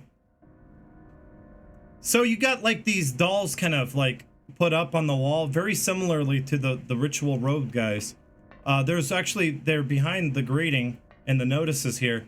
There's one right there. And they're kind of hung up in a similar manner. One is decapitated. And there's a whole part of the room that we cannot see. Oh, thank you for the follow, Turk AC. So that's really interesting. And there's one on the ground right there. The dolls. Ping is adorable exterior.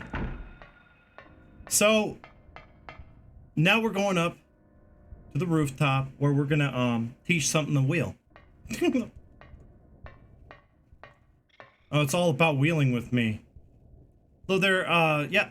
Did I miss Ping? Oh, you did, Cavalis. I'm sorry. Like, I like this ominous kind of camera angle right here, this shot.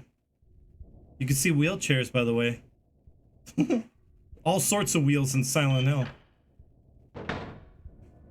And I love the atmosphere of the rain. And then up on the walls, you kind of have like Mark of Samael or the Talisman of Metatron.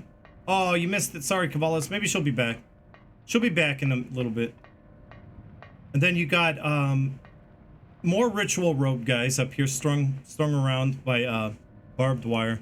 One of them is kind of different. They kind of changed the model to look like it's kind of like being pulled. It's definitely being pulled by the barbed wire. The Silent Hill movie took a lot of inspiration from this imagery. And you know, I can't really criticize the movie too much because, you know, Silent Hill is interpretive. And that was kind of, you know, Christoph Gann's interpretation. And he did take a lot from the game. He did take his own interpretation of it. Yeah, the rusty grates and the rain and rust. And then over here is a little visual trick that games use. So you know that you have to check right here, there's blood. And that kind of stands out. Because you have to check the drain to know what to do next. There's a hanging key. It's just out of reach. And then now you can actually use an item here. Nothing special. Well, when you turn the valve, you'll see that like the water all goes down this drain. Well, if we want to flush the key down, we're gonna have to block it up somehow, which, you know, takes some trial and error. Maybe you wouldn't know that right away. You might have to do some trial and error to get it. But you use the rubber ball there. Hey, yo, me, Etchmoy. How's it going? Welcome. Rust often seems like dried blood. Yeah, that's a pretty intentional, I think. The rust is supposed to kind of symbolize dried blood. Yeah, I liked the movie at first. When I first saw it, I thought I had a pretty good experience with it. I wasn't like that was terrible. It was actually not bad. And I think a lot of what helped the movie was that they used a lot of the original soundtrack from the games. And I think that really helped the movie. Because without it, it probably wouldn't be as good. But the cinematography was really good too.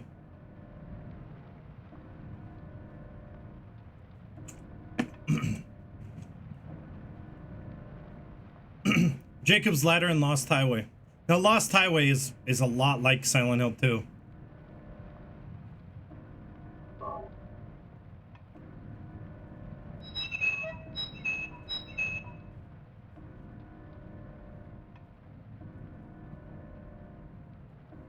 There's no sound here. I wonder if that's a glitch.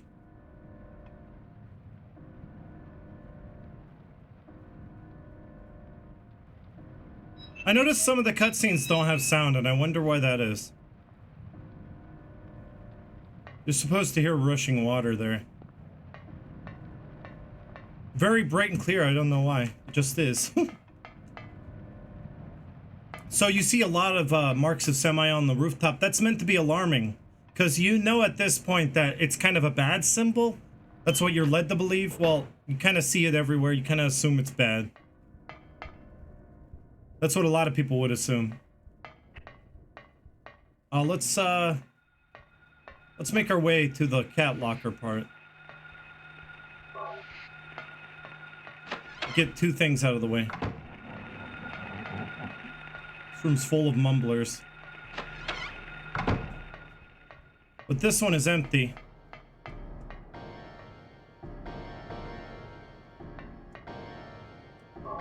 Also in Silent Hill 3, you kind of have a parallel to the locker with the blood coming down out of it. Silent Hill 3 has a moment where you find a locker like that.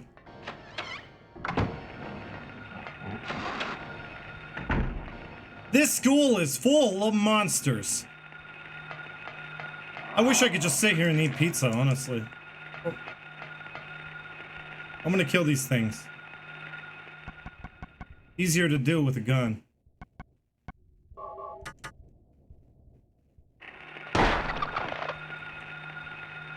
I'll shoot your cocks off. No. Take that. And that. And that.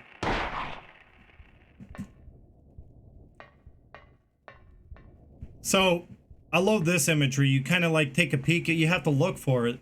But usually you're running away from enemies. But you could see like this imagery of a hanging rope guy. It's pretty creepy. Yeah, Silent Hill 1's one of the only games where like the blood color is different depending on the enemy. Like the cockroaches have green blood. The mumblers have red blood. The bosses all have different colored blood. I think one of them's purple. So it's very interesting.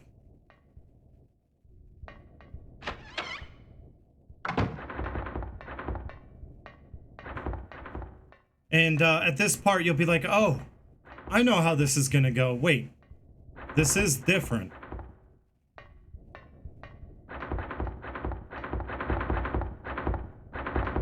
Do you think it's gonna be a cat again?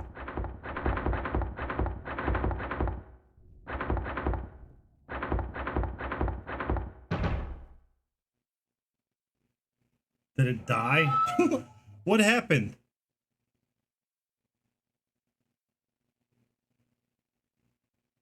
Nothing inside.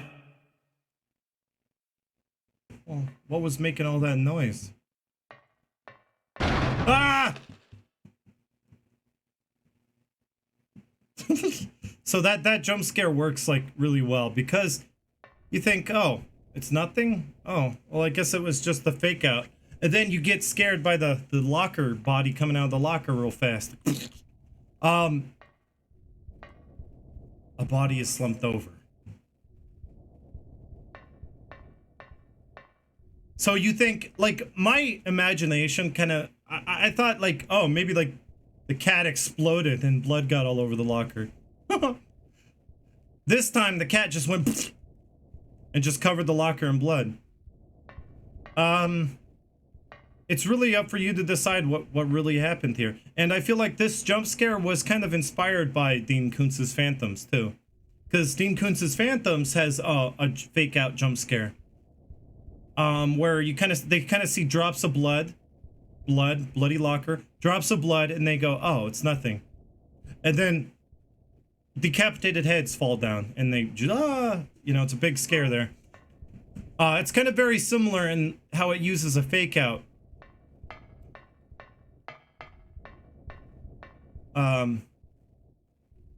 So yeah, this jump scare is really effective. How do they build it up? Well, they build it up. That's how they make it so effective. And there you go, baby. It's whatever. Is thanking you for the gift sub, Panthotini. So I hope you enjoy it. They build up to it.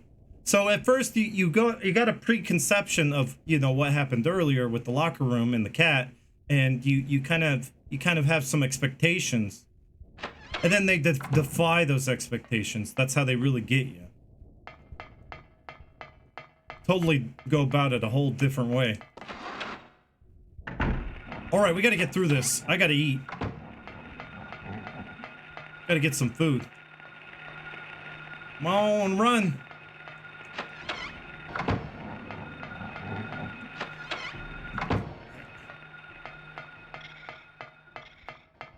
Yeah, I made breakfast that I was gonna eat before the stream, but I got raided by Enigma, so I didn't have time to eat. I have my breakfast right here. My poor breakfast had like one bite out of the toast. And my fork went flying. So I didn't really get a chance to eat. Well, I'm gonna eat halfway through.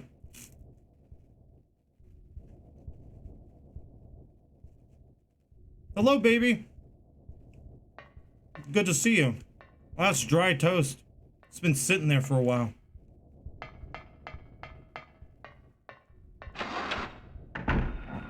You're around. Thank you, Dexter. The school is full of monsters. How can you sit there and eat breakfast? So, the key that I flushed down, well, we gotta go get that. Here's the key.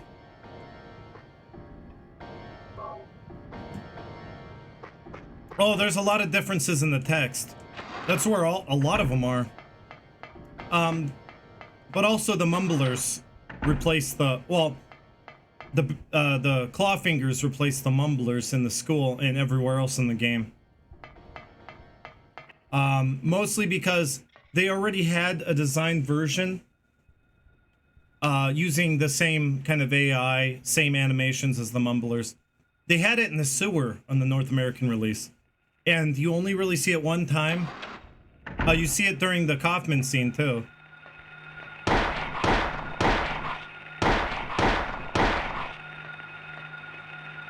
But only briefly, and it's kind of like disturbing when you do see it because it's only a brief glimpse you get.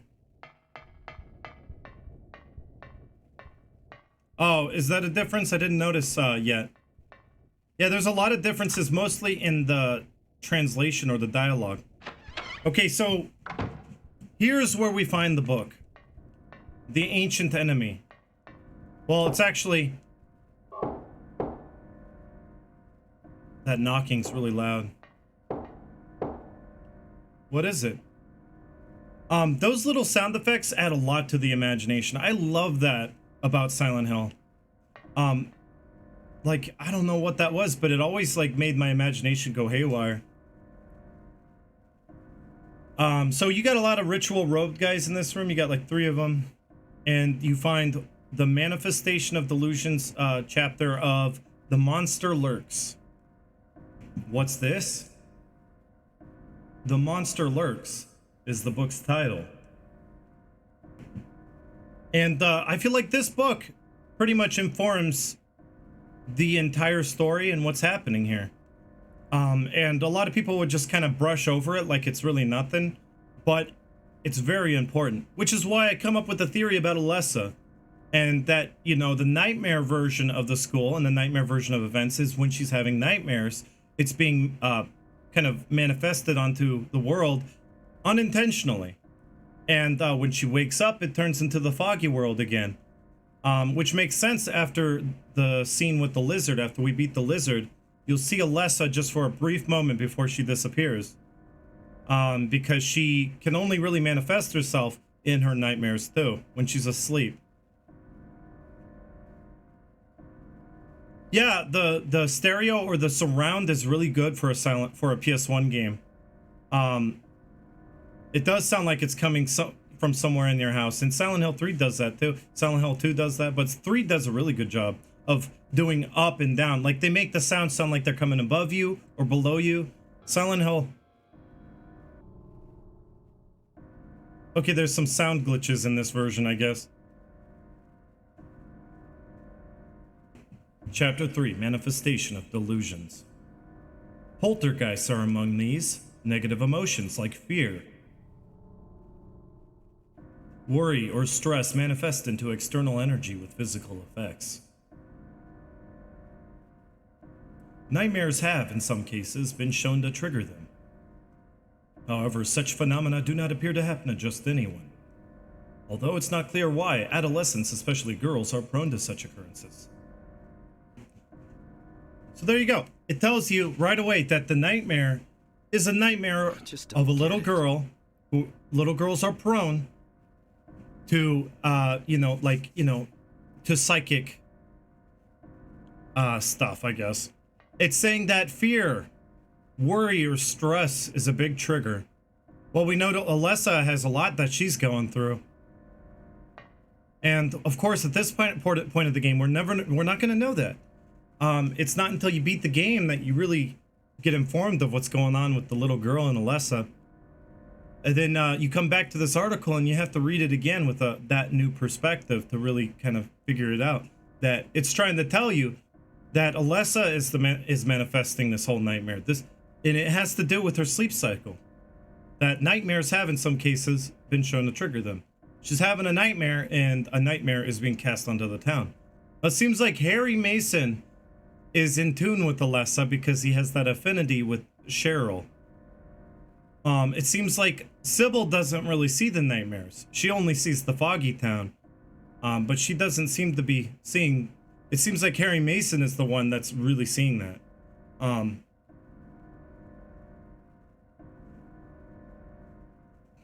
Yeah, it's the purpose of it being written on the wall is the same exact purpose as Dean Koontz's Phantoms. It's to inform you of the plot and why everything's happening, what's happening, and why it's happening.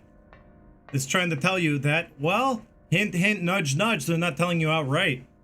But, you know, maybe a certain little girl is manifesting this through her nightmares.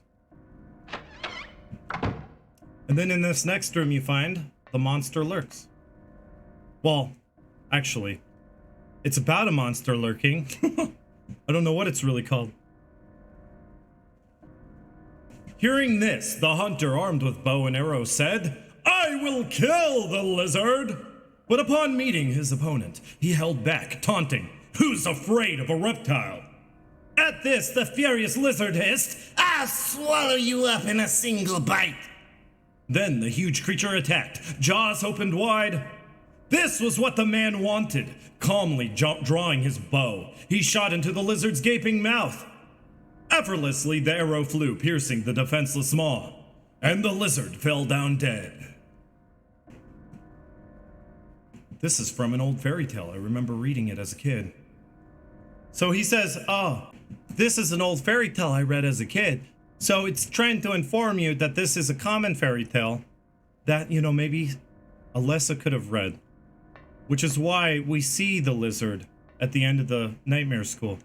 Because Alessa also read the same story. And it kind of she imagined that story, and the lizard is what lurked in the basement with the generator, making all sorts of weird sounds. Yeah, and I don't know what's up with the sound glitches. It might be emulation, but like the North American version doesn't have that glitch. But he says that in a ritual of impregnation, Alessa was going through so much stress that manifested into external energy, causing the boiler of his house to break the fire, and there was when her soul was divided into. Yeah, that's a good interpretation. I kind of am not on Team Boiler anymore. I changed my mind about the boiler explosion. I don't think it's a boiler explosion. I think that was a cover-up I think the point of the article, and we're going to get it in this version, this playthrough, but the article talking about the boiler explosion is meant to kind of show you how far and wide the reach of the cult is. That the reach of the cult is so far and wide into the police, into like, you know, the whole, that they can totally like cover up what really happened there. Why is it that a fire went and set, you know, a fire broke out in the house and set fire to many different houses, burned down half the town, and they could just write it down and just write it down as a boiler explosion? Well, the cult is shady and they have their reaches in just about everything, you know, even the police force. And that's kind of why I think they said boiler explosion. So in the way that Origins, Silent Hill Origins, saying it was cover up, well, maybe they were right. And Silent Hill 3 does talk a lot about it. And Silent Hill 3's whole intention is to inform you of the real story, to kind of summarize and tie up all the loose ends. So Harry Mason's saying that's why the girl was burned as a ritual sacrifice. You know, he wouldn't make that stuff up or lie to the audience. In Silent Hill 3, the whole intention is to wrap up the story of Silent Hill 1, not confuse it. And even though Harry Mason wouldn't know, because, like, why would he know? He wouldn't know. I feel like they kind of wrote it in to kind of inform you on what really happened. I feel like, you know, there is even a book that kind of, and there's lots of symbolism in Silent Hill 3 that kind of talk about, you know, ritual burning. They do talk a lot about ritual burning, and that was the old way of offering a sacrifice to their gods. Also, Claudia talks about how they need that fear, they need that pain to nurture the god in her womb. So it just makes sense to me that it wasn't a boiler explosion, it was just a cover-up.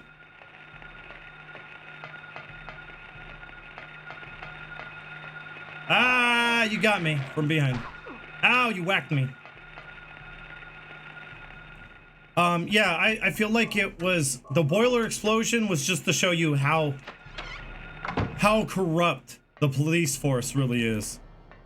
That, you know, the people they can't control, they kill. And if they can't kill them, they'll join them. And they do have reaches and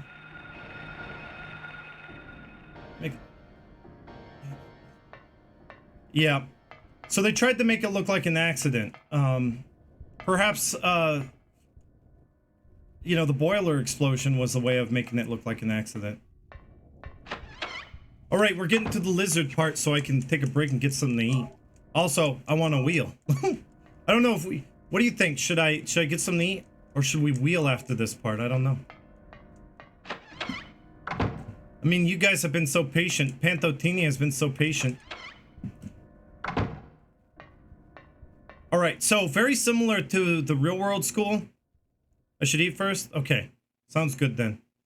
There are valves in the generator room, which I didn't really point out, but there are two here. And there's some ritual guys in robes behind them. Oh, the menu's much more responsive than the US version. Thank God. I know my stomach is bothering me.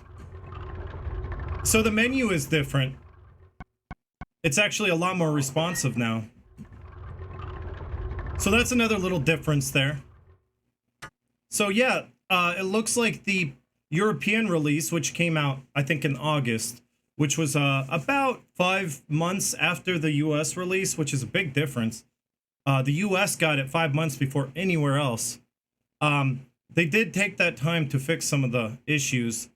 It looks like this menu isn't laggy anymore. It used to be very laggy. And it used to mess me up, and I would turn the valves too many times.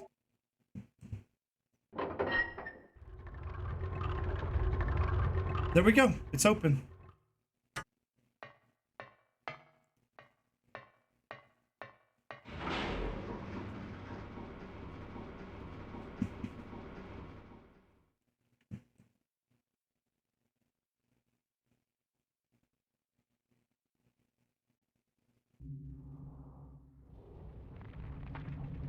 Oh, there is another form of symbol.